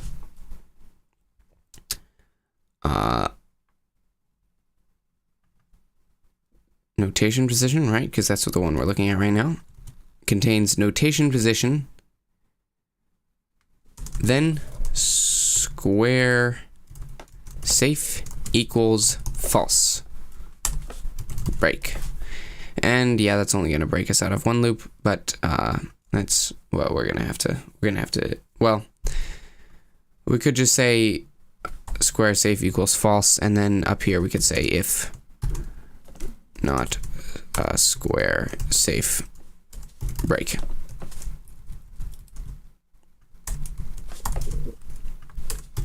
Okay, so this break here will break us out of this loop here, and then we'll go right up here and we'll say if not square safe break. So this will break us out of both loops so we don't waste any extra cycles looking at information that we don't need to look at. Okay, so this should effectively, well, and then now we need to say if square safe, go ahead and add it to the valid positions. So now the king shouldn't be able to move into check if we've done this correctly, which obviously we have a nice little error for us. We forgot to add this into the function, but that's the only error, so pretty smooth, pretty smooth. Let's go ahead and move away some pieces around our king. Let's see, that's, wow, it's really hard to see. We should change the background color because these are way too similar to that. Okay, so the opponent's king, let's go ahead and free some pieces so we can move out our queen. Okay, and then just move out the queen to right here. So now the king, okay, the king should still be able to move here, so that's not quite right. We have an error as well. Index outside the bounds of the array. Okay, that's not great. If enemy piece 0. Oh, there's a possibility that this enemy piece that we're looking at, which is not actually an enemy piece, it's a potential enemy piece, but there's a potential that that could be...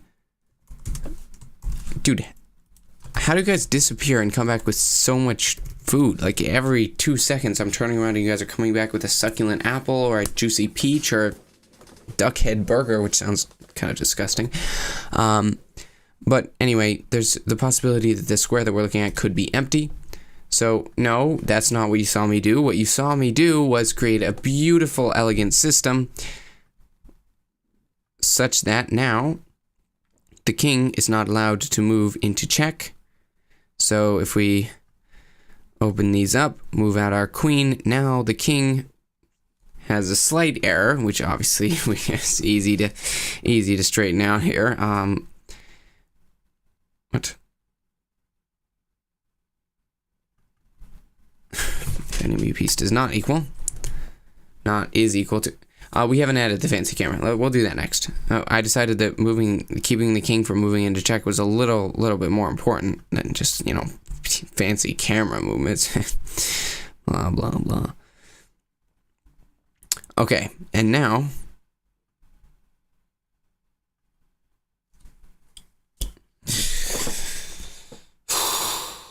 it did not work. I'm sure there's a perfectly logical explanation for why the king is just proudly marching into check. Okay. So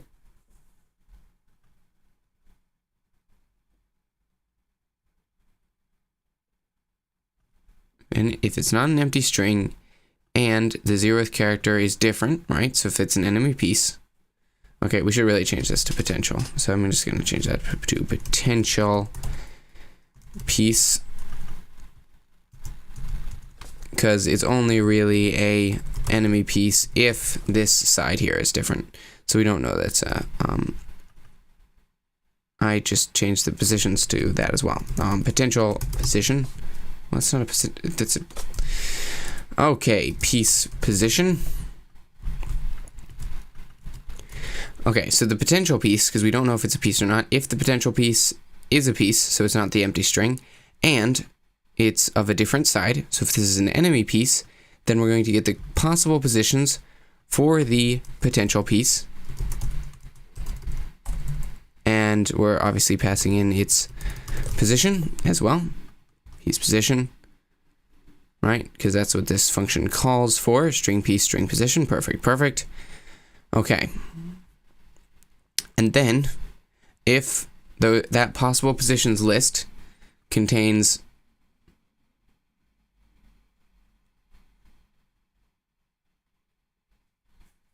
notation position, right? Because that's what we're currently looking at, right?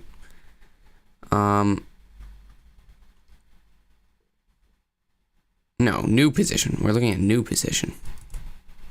Okay, that was the confusion. Wrong variable. Lots of variables. Yeah, lots of variables. Okay, that should straighten out the issues. Do.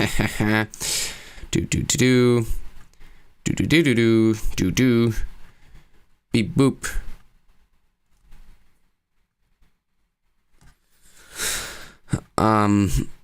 So,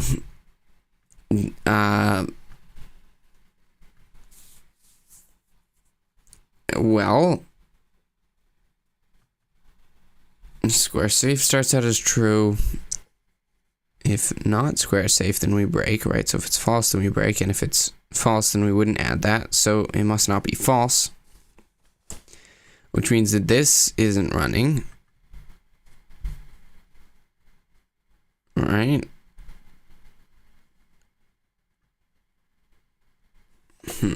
Let's print out some stuff. gd.print checking potential piece.substring 1. That's a capital S since they love capitals. This stupid language. Checking that at position piece position to see if it can hit new position. Okay, let's run it. Forgot a plus here. Okay, let's take a look.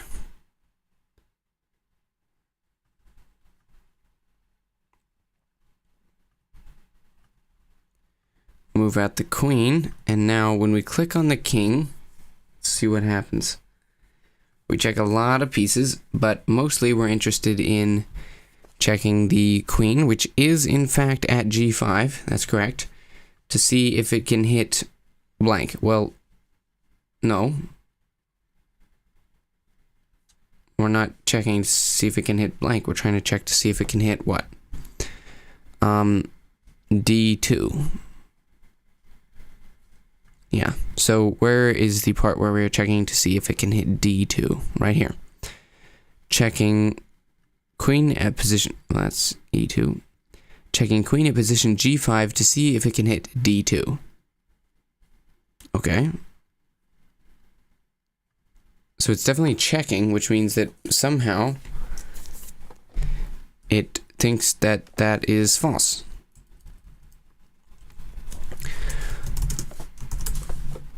Or maybe we're completely missing something here. So let's just go ahead and add print statements here. And then we'll just add plus false. Paste it right here and add true. There we go. So now it's going to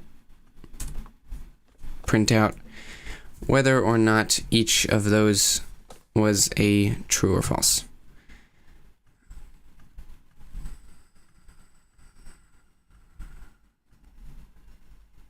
Boop. Okay, and they're all false. Even checking queen at position G5 to see if it can hit D2 is a false. Why? Well, possible positions.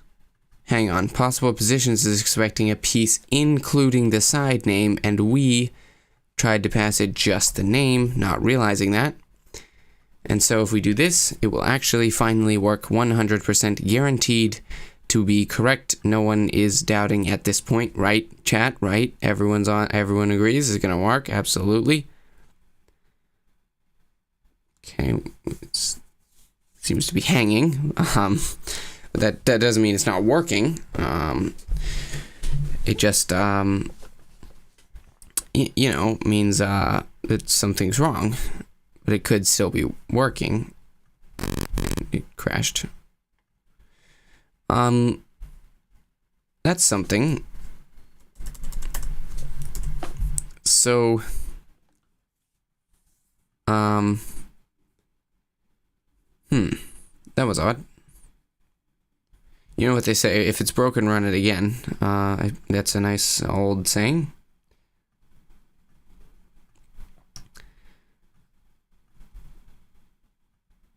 Okay, same result. That's fair.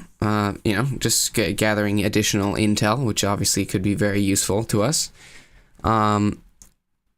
Okay, so maybe this for loop isn't ending or something. I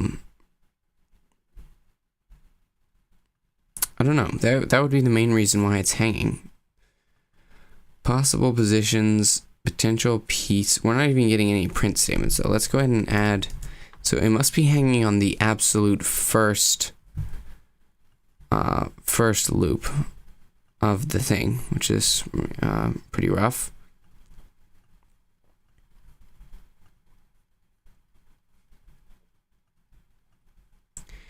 Let's, remove this section for the moment and just see if we can achieve something.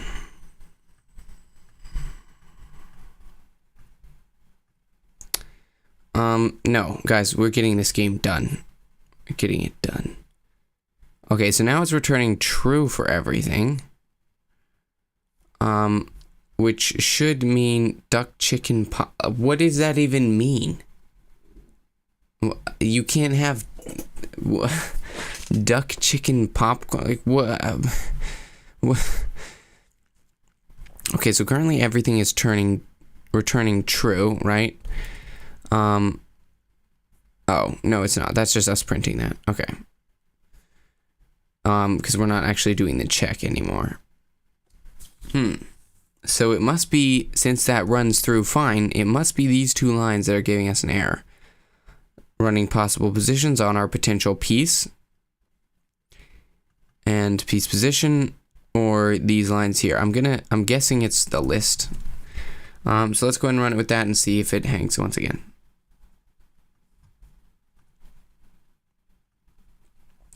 No, we're not watching. Guys, that's not even, like, what? Oh, dear. Kids these days.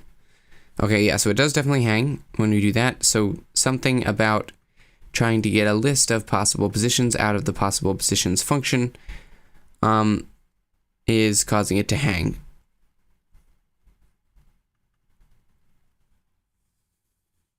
We might possibly be checking the king.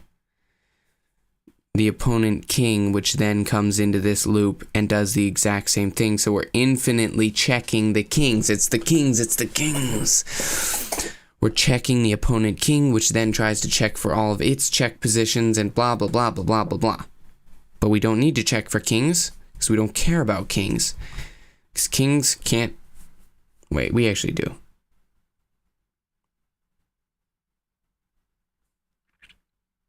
We do need to check for the opponent's king because you can't move right up next to the opponent's king because its check would still be dangerous for you.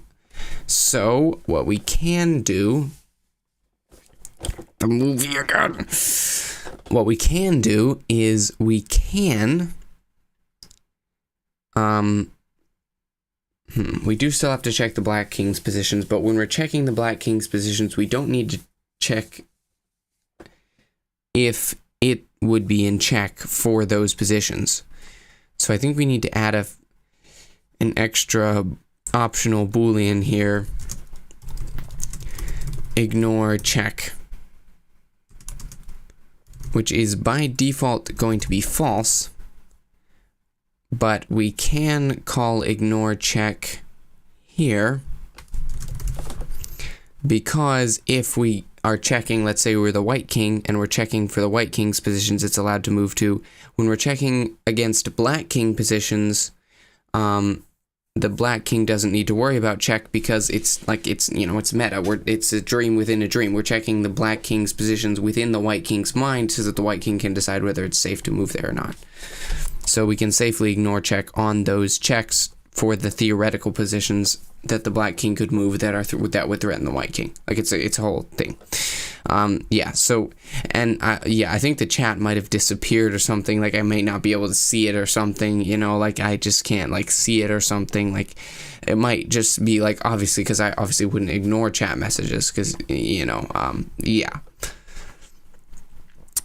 anyway, now that we have that ignore check flag, we just need to implement it. So if piece name is equal to king, we can say bool square safe equals true, and then we can say we want to skip all of this code here. So this is only going to happen if ignore check is false. Yeah, it's only going to happen if ignore check is false. So if we do manually add that flag to say that it is true, then we will run the code inside of this. No, guys, not the cartel again, surely. Okay, now that ignore check flag should hopefully deal with the situation. This needs to be outside of that so we can still use it. Perfect. Now, let us see if we have finally actually succeeded in bringing... Okay, I put in the wrong position. If we have finally actually succeeded in putting the king in danger. So now that square should not be allowed. If I'm able to...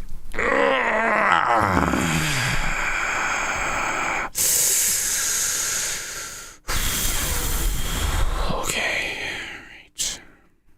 Oh, we're not even... Dang it. Okay, so we commented out at literally everything, so that wasn't really a fair test. Now we will run it once again, and everyone is going to be excited and happy, and this is going to be guaranteed to succeed 100%, zero doubt. We put the queen on the wrong square. And so now the king is unable to move into check. Let's go. King is not able to move to either of these squares because they would be check. Perfect. Okay. Let's say we put the king in check again. Move out of check. Queen puts him in check again. Moves back. Queen puts him in check again. He can take the queen. Perfect. It's brilliant.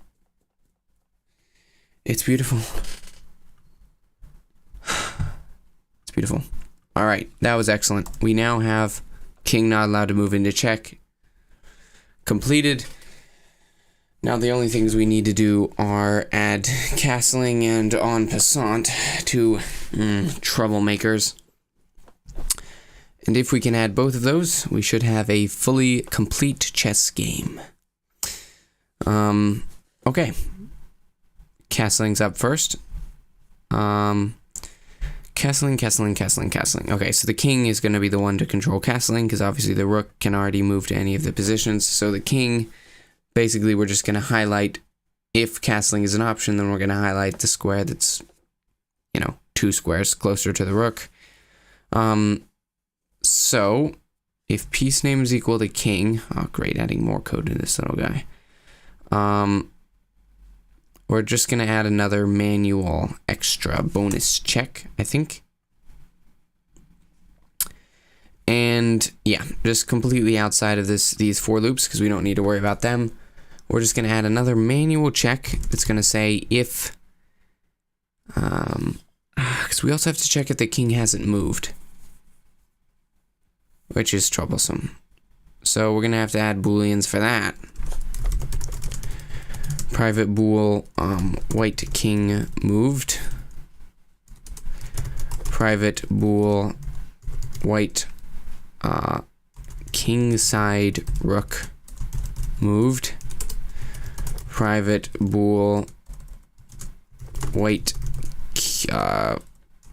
queen side rook moved. And we have to add that's a really hard one. Donald Justin Trump or Donald Jr. Trump. Yeah, I don't know. That's I think it might be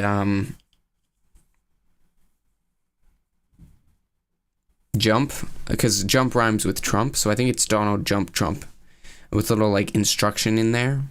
It's really supposed to be Donald Trump jump. It's like a little instruction to him to tell him to jump. Because like I don't know if you guys have ever seen, but I've never seen him jump on video. Like, are there any videos of him jumping? I don't know. Kind of sus. Doesn't seem like he's following the instruction.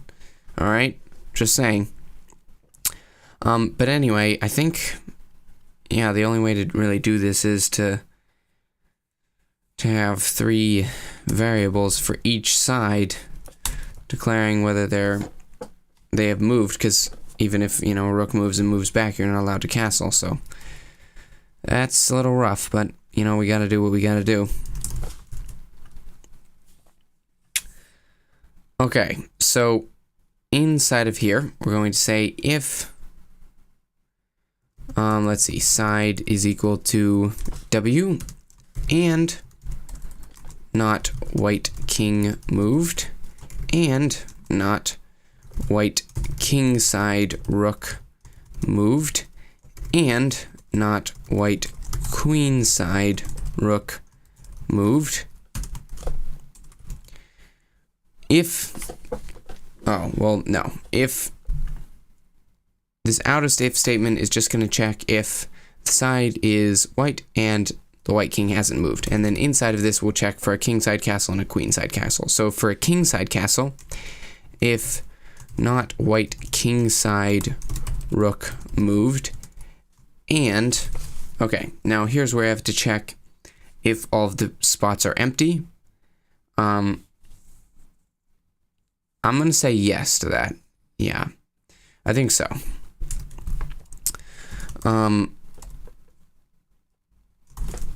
So white king side rook moved. Let's see. So we need to check if all 3 spots are empty. So if the white, if 2 spots, because this is the king side. So if the 2 spots are empty, so chess notation to array value for spot. Okay, let's see. Hang on. I'm gonna need some help. Yeah, I know. All right, comment that out. Back into the game so I can see what's going on here. Okay, so for a king side castle, we need to check if the spots F and G, F1 and G1 are empty. If F1 and G1 are empty, king hasn't moved, king side rook hasn't moved, then we're going to highlight this square, and if they click on the square, then the castling is going to be allowed to happen. Yeah, the C# is kind of annoying. I think we should have gone with GD script. We chose C# because I have a little more experience with it from my Unity days, but those were a long time ago. So we probably should have gone with GD script because it has autocomplete, and that is a very good substitute for experience. I'm kidding, but if you know a few programming languages, it's not as hard to pick up a new one. So yeah, it's just, I'm not a Pythoner. That's not true. Guys, I have used a lot of Python lately. Not gonna lie. And so that would probably be another reason we should have gone with GD script. But yeah. Java, yeah, it's kind of like C sharp, but not as good. So yeah, it's, you know, whatever. Yeah, I don't think you can say C sharp looks hard if you use Java regularly. It's pretty similar. Not as good though. Not as good, in my opinion. Obviously, there's a lot of things you can only do with Java. Just because that's how it's used, I guess. But anyway, so if F1 is empty and G1 is empty, then the white rook hasn't, right, so where the white king hasn't moved, the white rook hasn't moved, F1 is empty, G1 is empty, then what are we going to do? Well, we're going to add, now this is a tricky one. Yeah, C sharp is a Microsoft Java. I agree with that. Yeah. And I don't even like Microsoft. But, you know, they do some things right. So this is a tricky one. As far as highlighting stuff goes, we want to highlight the square if these two spots are empty. We want to highlight this square to let the king know that they're allowed to move there. But if the king actually clicks on that square, we don't want them to move the king to, well, we do want the king to move to that square. Actually, that's true. Okay. Yeah, so we'll just add that to the possible positions, and then we're going to add a special check where if the king, yeah, we'll add a special check and figure it out. So all we're going to do here, though, is just add that to the possible positions. The add, what square? What are we saying? We're saying valid positions dot add G1, okay, because that's the kingside castle. And then we're going to do a similar thing for the queenside castle. So if not white queenside rook moved, chess notation to array value. Okay, this time we have to check 3 squares. We've got to check B1, C1, and D1, because on the queen side, obviously, there's 3 squares in between the king and the rook. So if all of those are empty, then we're going to add, what would that be? A, B, C, D, E, D. We're going to add D1. Right, that's right, isn't it? Let me check. This should be working now, actually, as well. D, A, B, C, D. No, we're supposed to add C. We're supposed to add C1. So we can teleport over to C1. Okay, let's go ahead and change this to C1. And then I think, guys, I think we did this correctly so that it should work. We want to do the same thing for black, but let's check if it works first. So we should now have castling for white at least. We just got to get our pieces out of the way.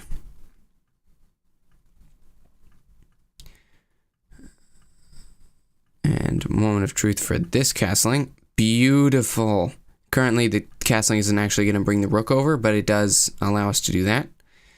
And I guess we can't check castling on the other way unless we restart the game. So let's go and do that.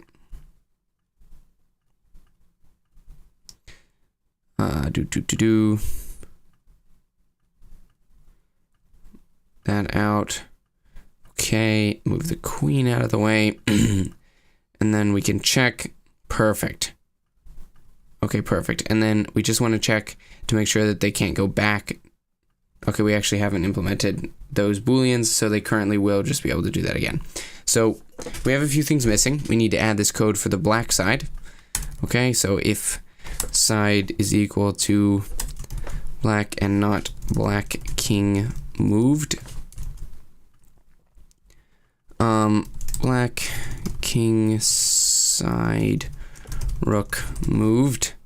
And here we want to say black queen side rook moved. And then, so the black king side, we need to be checking, what is it? B8 and C8, I believe. Get over here. A, B, C. Yeah, so B8, C8, or no, wait.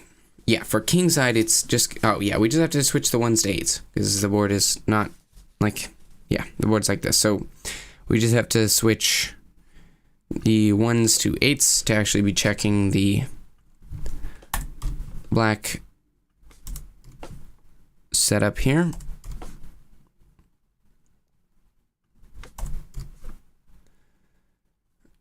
Gonna make another movie and as me as character. Awesome. I can't promise that I'll watch it because we gotta plans. We have plans coming up. Steal my voice. That sounds illegal.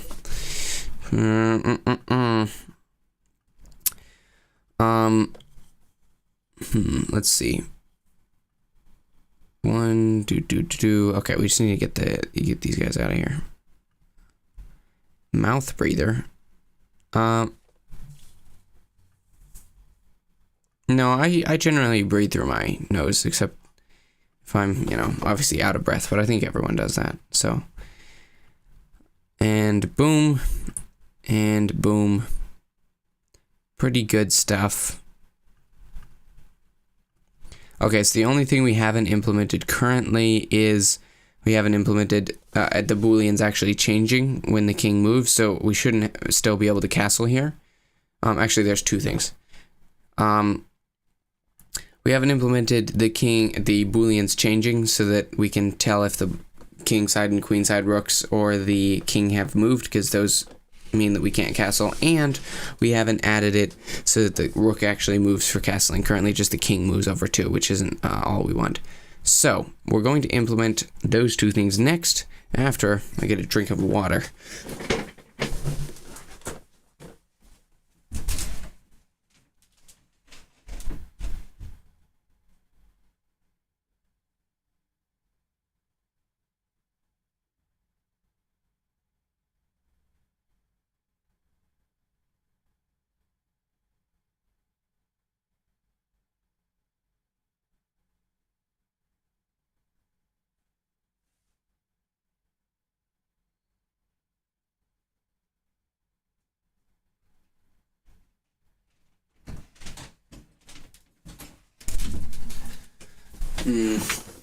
Alright, I'm back. And not only did I get my drink of water, I also got, I guess I have to describe it fancily since apparently that's what we do. I got a duck Oreo. That's a pretty crunchy one right there. Here's some ASMR for you.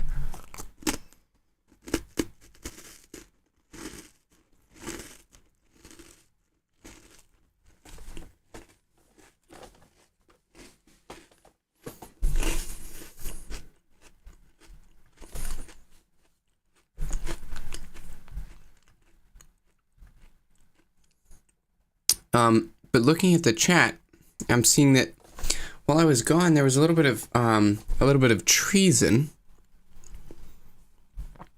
Someone said, "Quick, while he's gone, take his lightsaber." Thankfully, no one followed through, but guys, I didn't think you would descend this low. You think you're doing me a favor, but really you just want the shiny lightsaber for yourself. Unbelievable. I'm disappointed. I truly am disappointed. Let's remove these print statements too, because we don't need them anymore. We know it works. Okay, so we need to add booleans that turn on these. We need to turn these on when they actually happen. So if the king moves or whatever. Yeah, I know. I just ran out of things to say, so ran out of descriptors. Like, it's not succulent though, because it's an Oreo. It's like, I mean, it's dry. So I just decided to throw the word duck in there because that's the other option. Like the gag swatch option is to describe it, in like a fancy way. But the option for everyone else in the chat is just to say it was like a duck thing, I think. So, you pick one or the other, depending on how you're feeling. If you're feeling lazy, you can just say it's, it's a duck thing. Either way, it's whatever. Anyway, currently, I think that after we complete a move, we need to do some checks now. So, in the unhandled input, this is where we complete a move. So, in addition to promoting any pawns, we now also need to say,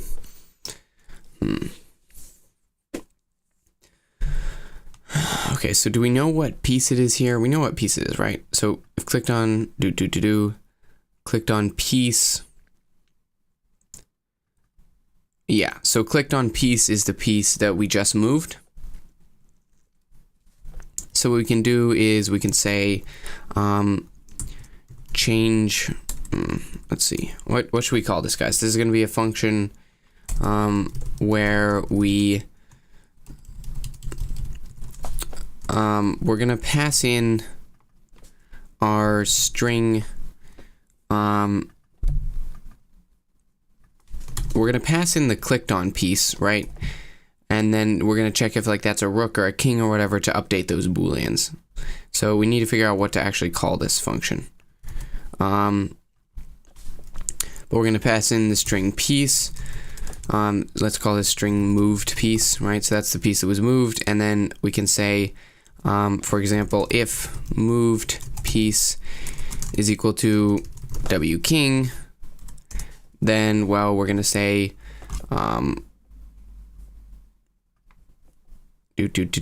white king moved is going to then be false. So let's get all of these, because we're going to need to create a thing for each and every one of them. So white king moved equals, well, white king moved equals true, actually. Then we're going to say else if moved piece is equal to w rook. Here's where it gets tricky, right? Because there's the left and the right rook, and depending on which one has moved, that's where it gets tricky. Okay, so we need to know where they moved from, right? Because if they moved from the a1, if it's a rook that just moved from a1, then we can safely say that the well, for white, if it's a rook that moved from a1, we can safely say that the queenside rook has moved. So, or since we're doing kingside rook moved first, if moved piece is equal to that, and let's have them also pass in string former position. I don't know how we're going to get that, but we're going to get it somehow. And former position is equal to a1. White kingside move, oh, well, this should be h1 if it's the kingside rook, and there we go. You haven't been watching, okay, hang on, guys. I've been making content for 1 year. So if you've been watching my content since you were 4 years old, that makes you 5 years old. So I think that kind of fell apart a little bit. I think you should have done a little more research to find out how long I'd been making content for, because now like that's not watching it for 1 year. I mean, I guess a year is a long time. Nonetheless, unfortunately, I cannot comply with your request, because I would probably die before I finished if I just started going on that. Like, I think that would take a long enough time that I would run out of sustenance, and then, so basically, I mean, you're trying to ask me to submit to the death penalty here. I don't think that's quite reasonable. So I think I'm gonna have to decide to decline on those grounds.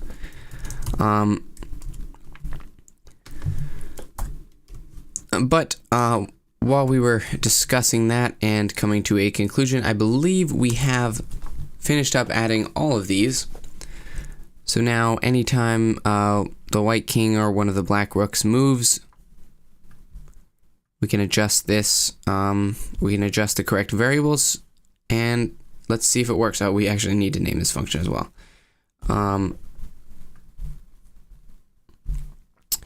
Let's call it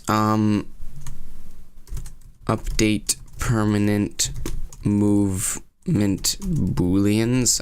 That doesn't sound very good, but we'll go with it for now. And let's run it and see if it works. We have a problem. A 5-year-old watching it. Guys, he's not actually 5 years old. He's scamming you. He's scamming you. You're being scammed. We also need to pass in the position that they moved from, which if I remember correctly, is still stored in clicked on position because we haven't. Okay, we need to run this before we change clicked on position. But if we run this before we change clicked on position, then this is where the piece used to be. So let's go ahead and do this before that. Ba-ding. And then I think we're cooking. Okay, so we need to get the king and the rook moved. So the easiest one is just to move the king and then move him back. But on this side, I'll move one of the rooks or something. Let's clear out all these. Okay. Knight. Okay, and then here we can see that it would work, but instead of actually doing it, we're going to move the rook, and here we can see that it wouldn't work. Excellent. Because we've already moved the king, so there's not much to do on the white side now. And here we can see that it also doesn't work, so that's perfect. Okay, so now we just need to check the other side for each of them. But yeah, it looks like it's working pretty well. J monkey. What is J monkey? I have no idea. The other thing I've been wanting to do is look into game frameworks, you know, as instead of engines. Because some big games, I think like Minecraft was built using just a framework and not an actual engine. So, you know, you can achieve some pretty grand results without actually using an engine, just using a framework. So that's nice. Okay, and then let's move our king back after that little castling.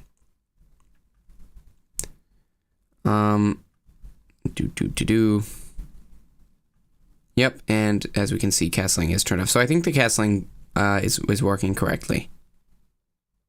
No, it's not, because we just moved our king all the way back. That was wrong, right, guys? Because I believe we moved the black king, and then we moved him all the way back, and then it let us castle again. It was offering us the option to castle again. Let's check in here, see if maybe we made a mistake.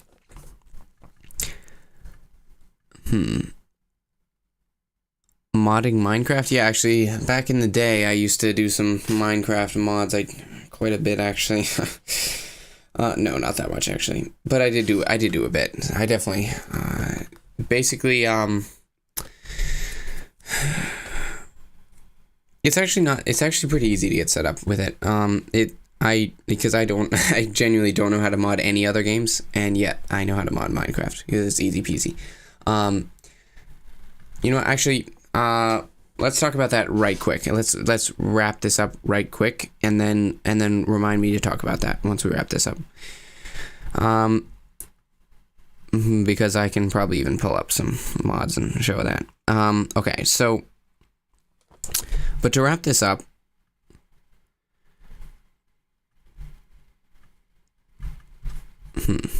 odd, because we should be.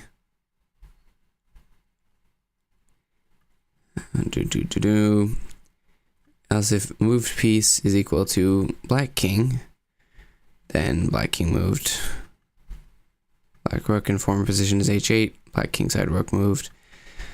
8. Black queen side rook moved. I don't know. Maybe I honestly wasn't paying. I should have been paying attention to what I was actually doing. But I think we're gonna have to run another test to see, because I think I moved the black king and then it let me castle, but I am not entirely sure that that's what happened. Side is equal to black and not black king moved. And this would seem to keep that from happening. Alright, let's just run it again. Did I build the ultimate lightsaber with sound for $200? Yeah, under 200 actually. It was beautiful. It still is. It's right there, but it just has sound turned off because I have a special program so that it can pretend to be streamer lights in the background, instead of actually making sound, because it would be kind of troublesome if it was spamming sounds while I'm just trying to, you know, stream and chill or whatever. Yeah, the $200 was actually clickbait. I wanted, yeah, I just, Yeah, it was actually less than 200, but I thought I'd scam people into thinking it was exactly 200 because I thought they'd be more likely to watch the video if they thought it was 200. Yeah. My next project is going to be making one for $1, but then I'm going to actually scam people and say it would cost $1,000. So they'll watch the video thinking it's going to be $1, and then it's actually $1,000, and that's going to be a pretty good scam. Yeah, that's my next plan for scamming. Okay, let's move that rook back and then check and see. Okay, so here, both castling options are offered. Let's just move the rooks and see what happens. Okay, and we can see here, king no longer allowed to castle. Let's move this queen out of the way. King's still allowed to castle here, obviously not on this side, but if we move the rook back, we'll see if it works. Okay, king's still allowed to castle here, but let's check with this rook moved. King not allowed to castle here. Okay, perfect. Then let's actually move the king this time, because on the white side we should be able to check. Okay, move king back. And here we go. We're no longer allowed to castle because we moved both, and no longer allowed to castle because we moved the king. Okay, perfect. I think it's working. Yeah, they actually, I got refused from the Sith Academy last time, but I'm hoping to reapply now that I have all of these scams under my belt. I'm just waiting to run maybe 1 or 2 more scams, and then I think they'll let me into the Sith Academy. Yeah, I'm not sure how many they require, but I think if I do enough, especially if I could get like a really big scam off, I think they would let me in. Yeah.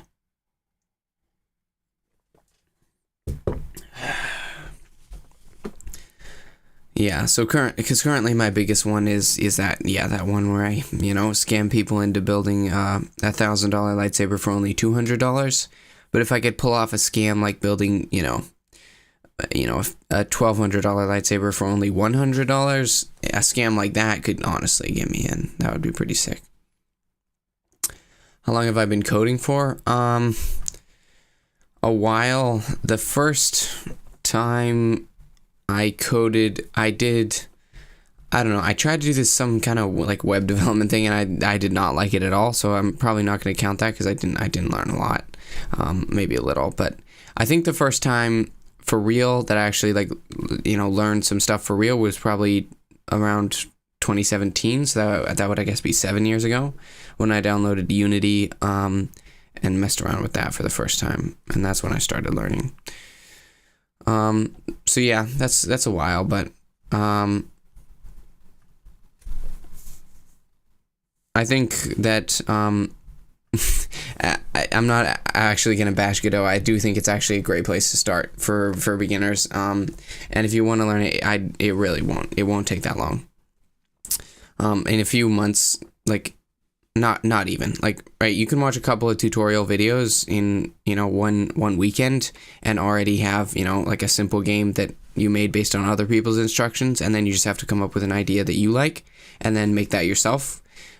Just picking up bits and pieces from different tutorials, and then you'll have a game that you made yourself based on your own idea.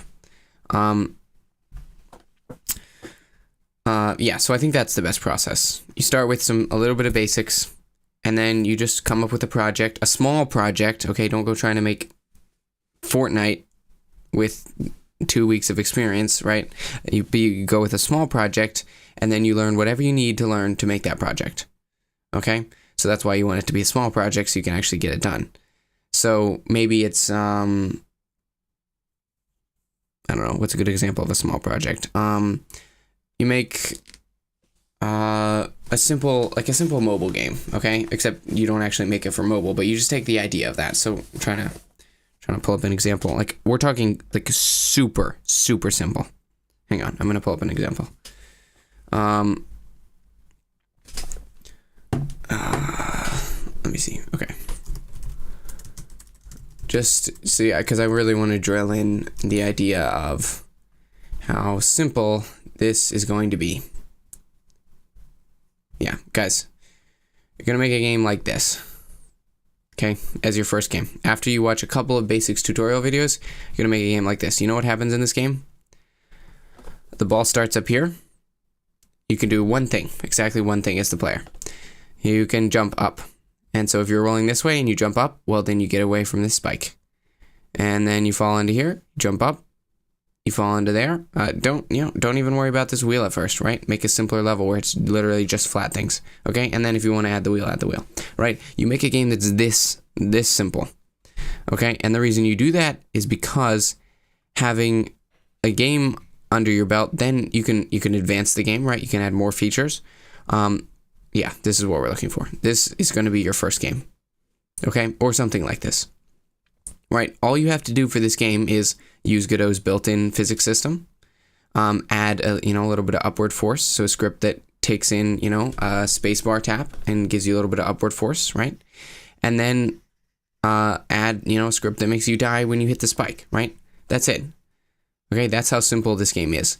So you want to pick a game like this that's super simple, but then what you can do is once you've got that done, A, you can check the box of having made your first game, and B, you can add more functionality, right? So if you want to add spinny things, you can add spinny things.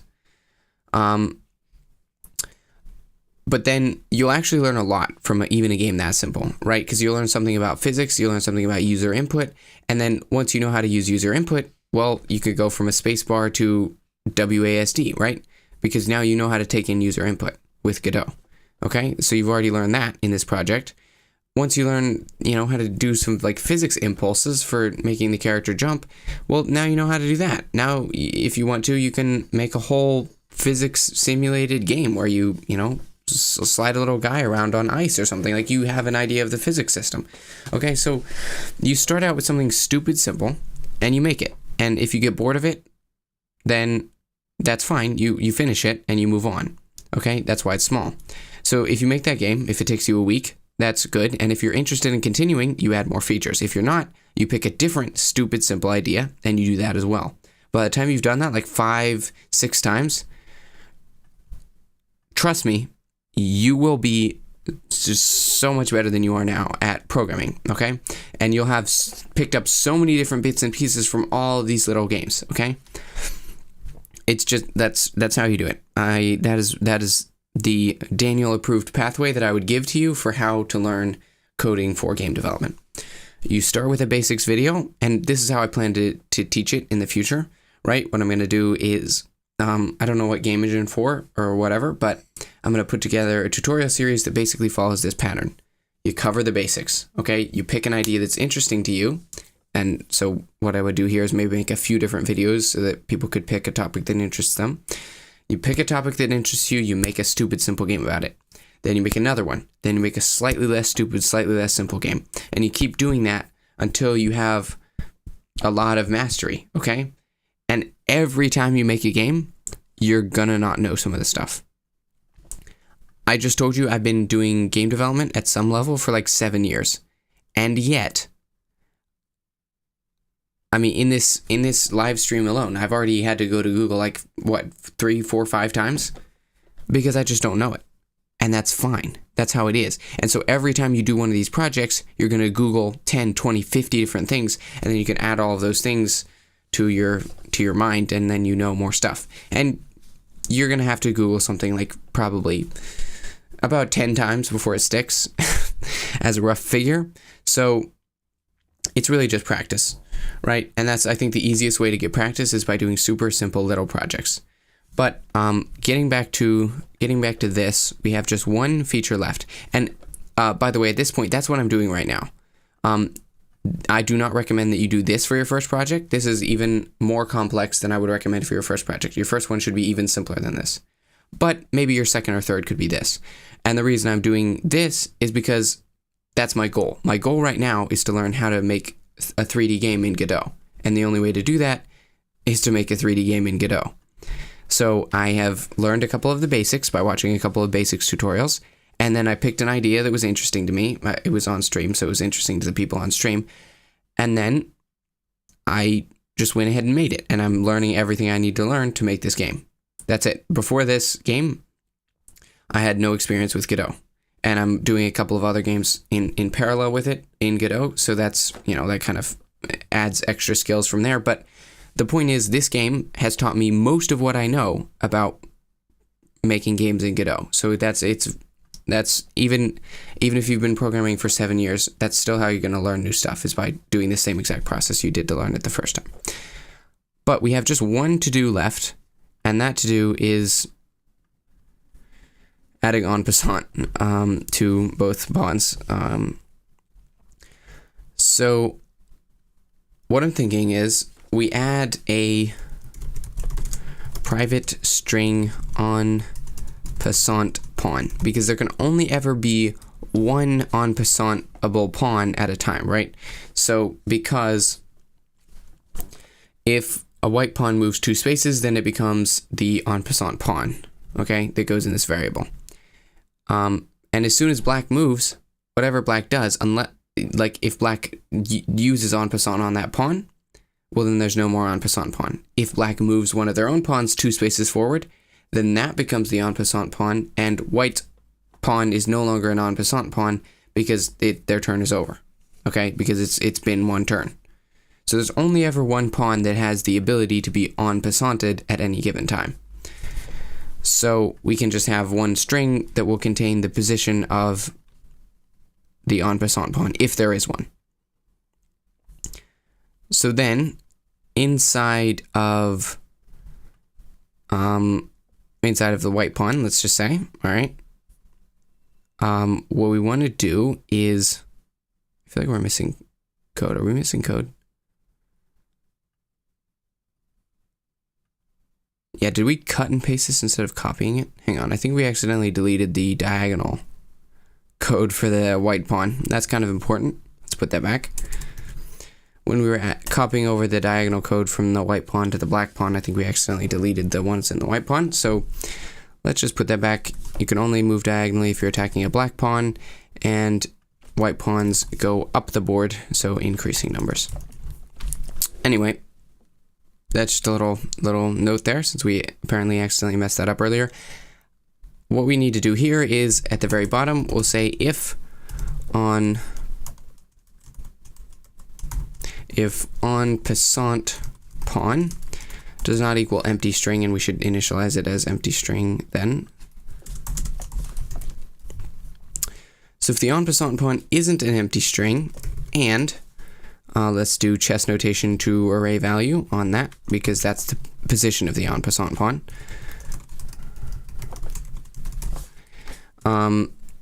We should probably make that a string. Okay, so we're gonna have to put this inside.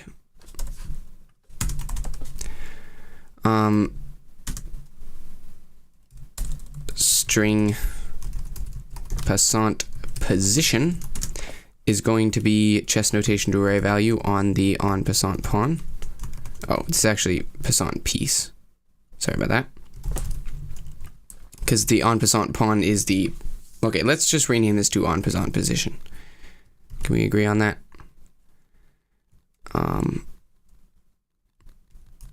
How do you find and replace in this? I don't know. Let's just do en passant position. Okay, so now we have the position of the en passant pawn, and then we're going to actually get that piece, and then we can check if that piece is, since we're in the white pawn, we need to check if this is a black pawn. So if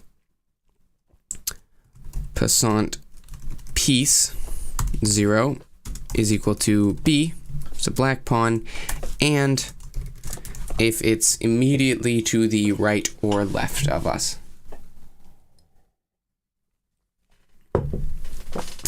Which we do different things if it's to the right or to the left. So let's see.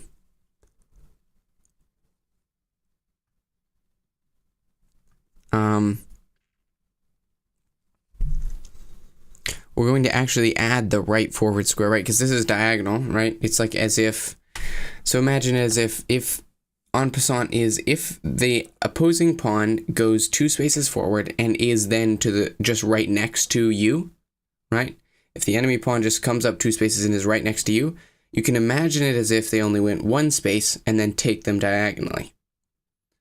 Okay? So what we're going to do is we're actually going to be adding this right forward square the same as if we were attacking diagonally. So let's get this right forward square. Well, I guess we need to check if it exists. Or maybe we should do en passant inside of this. No. Let's do it separate. Okay. So all right, we do need to check if this exists though. So if we can go one to the right, okay. If we can go one to the right, and what else do we need to check? We also need to check if there is a pawn immediately to the right of us.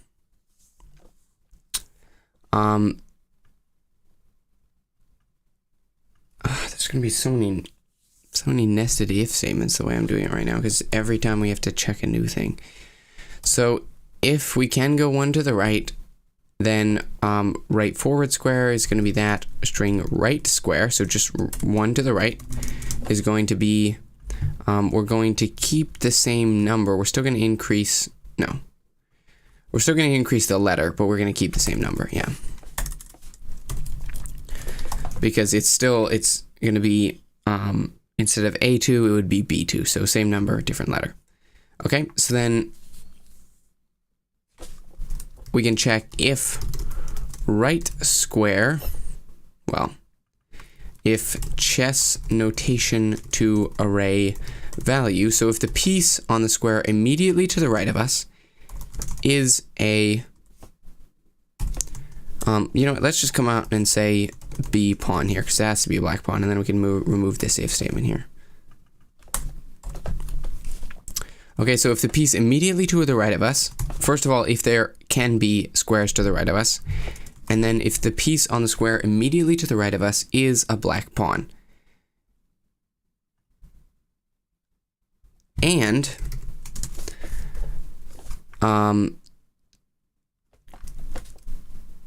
that position is in fact the en passant position. So if the right square, the square one to the right of us, is in fact the en passant position. Okay? If that's the case, if that pawn is the one that's allowed to be en passanted, and it's immediately one to the right of us, and it's a black pawn, then basically what we can do is we can just go ahead and move to the right forward square. We're going to add right forward square. Oh crap, guys, we did not finish castling. I just realized when I was thinking about how we're going to do this, we never finished castling. We never actually made it so the rook moves over to accommodate for the king coming over, right? So since we have limited time, let's go ahead and comment out our, what the heck? Let's go ahead and comment out our en passant code. Yeah, that's all of it. Let's go ahead and comment out our en passant code, finish castling, and yeah, that's probably going to be it for tonight.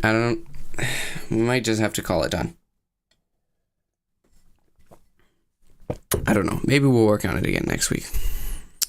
But we do need to make sure that the castling actually works correctly. So yeah, currently, I'm not going to go through it all because it's going to take too much time, but currently, yeah, the king moves over too, but the rook doesn't move over. And obviously that's an important feature of castling. So let's go ahead and fix that. And we're probably going to want to fix that in maybe this not so well named update permanent movement booleans, which I might actually just call handle castling. Okay, and then inside of this, if the moved piece is the white king, and we've moved it 2 spaces, right? So let's expand these ones where we're checking if it's the king a little bit more, because now in addition to just checking this little box, we're gonna do a little bit more to actually implement castling for the rook. So if the piece that was moved is the white king, if former position is equal to, well, that's not going to compile. 1 second. I really should just open chess.com or something for this. But if the former position is equal to E1, right, because that's where the king has to castle from.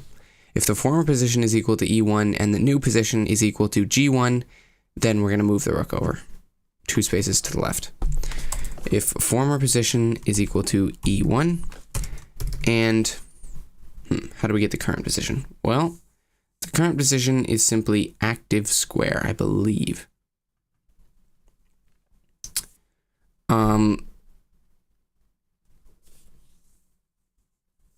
Is that correct? If possible positions dot contains active square, yeah. So active square is the current position. So if the current position then is FG1, well, the only way for us to get from E1 to G1 is by castling. So we're going to go ahead and move the rook over. And this happens before we update the pieces, so it'll be handled. We're going to say, let's see, set, what is the function called? Something like set array value with chess notation. Set array value with chess notation. And we're going to set, H1 to empty because there's no longer going to be a rook there. And we're going to go ahead and set F1 to have a rook in it, and specifically a white rook since this is the white king. Really struggling with typing right now, apparently. All right. Okay. And that handles kingside castling. So then we also want to say else if former position is equal to E1 and the new position is equal to C1, right? Because we moved over D1 and went ahead to C1. And in that case, we're going to move the rook to D1 from A1. Okay, I think that's good. So then all we want to do is do the exact same thing for the black king. Well, not quite the exact same thing, obviously, because we're going to change all of the numbers to 8s. Yeah, it's really quite convenient that the chessboard is set up like this, so we can just swap the 1 and the 8. Okay, and then we obviously need to change this to black rook, because we're moving the black rooks this time. Now we should actually have castling fully implemented for both kings. Let's just full screen this. Beautiful.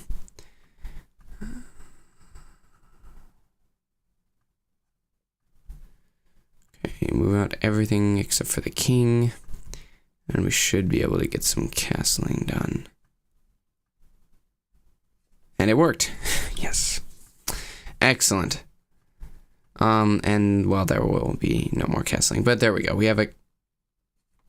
It did not work. Okay, so the queenside castling, for whatever reason, did not succeed. Let's take a look at that. On the black king, queenside castling did not work. Form position is equal to E8 and active square is equal to C8. So that should be the case. Oh, because we're checking the white king again instead of checking the black king. So of course castling for the black king wasn't going to work. Let's just go ahead and, since we already checked king side, let's just go ahead and check queen side for the black king, or for the white king, and then for the black king we just need to really check either one just to make sure it's working. Okay, there we go. Black king castle, perfect. White king castle, not perfect. Somehow maybe the black king set a boolean for this. Let's go ahead and just see if the white king can still castle to the king side, because I'd be interested to see that. It cannot. So somehow our copying and pasting ruined us. We set white king moved to true when the black king was moved. Okay, so now I know we're scrambling a bit here, but we're just trying to wrap up on time. Now the black king is setting black king moved to true, and it's moving correctly. Everything's correct here, and same with white king. Okay, there we go.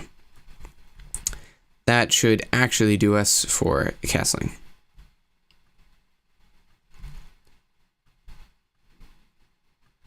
Go ahead and clear out everything queen side for one and king side for the other. Just so we can make sure both work. Queen side castle white, perfect. King side castle black, perfect. Okay, there we go. Castling is completed. You can check it off the list. Everything is good to go. There we go. Chess in a nutshell, essentially. Okay, the only feature we have not added is en passant, and we've pretty much outlined how we would do it. So, I don't think it's super essential to do it, but we might come back to this next week. More likely not. I'm thinking maybe next week we just have more of a chill stream where we just, you know, answer questions and whatnot. Someone mentioned Minecraft, modding Minecraft, so I don't know. I might do some of that, but I don't have a Minecraft license right now because I used to do it on console, believe it or not.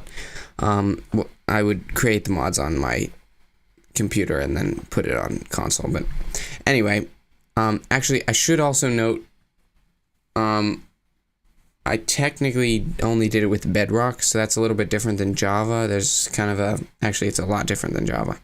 So yeah, depending on which one you're looking at there, I may not actually have any expertise. But, yeah, so as far as the chess game goes, it's in great shape. Everything seems to be working well. The only thing we might add is en passant. But it would always be funny if in our game someone went to do en passant, you know, sent their nerd emoji in the chat, pulled up, prepared to do en passant, and then suddenly found they couldn't. So, you know, we may leave it as it is, or we may actually implement en passant. Who knows?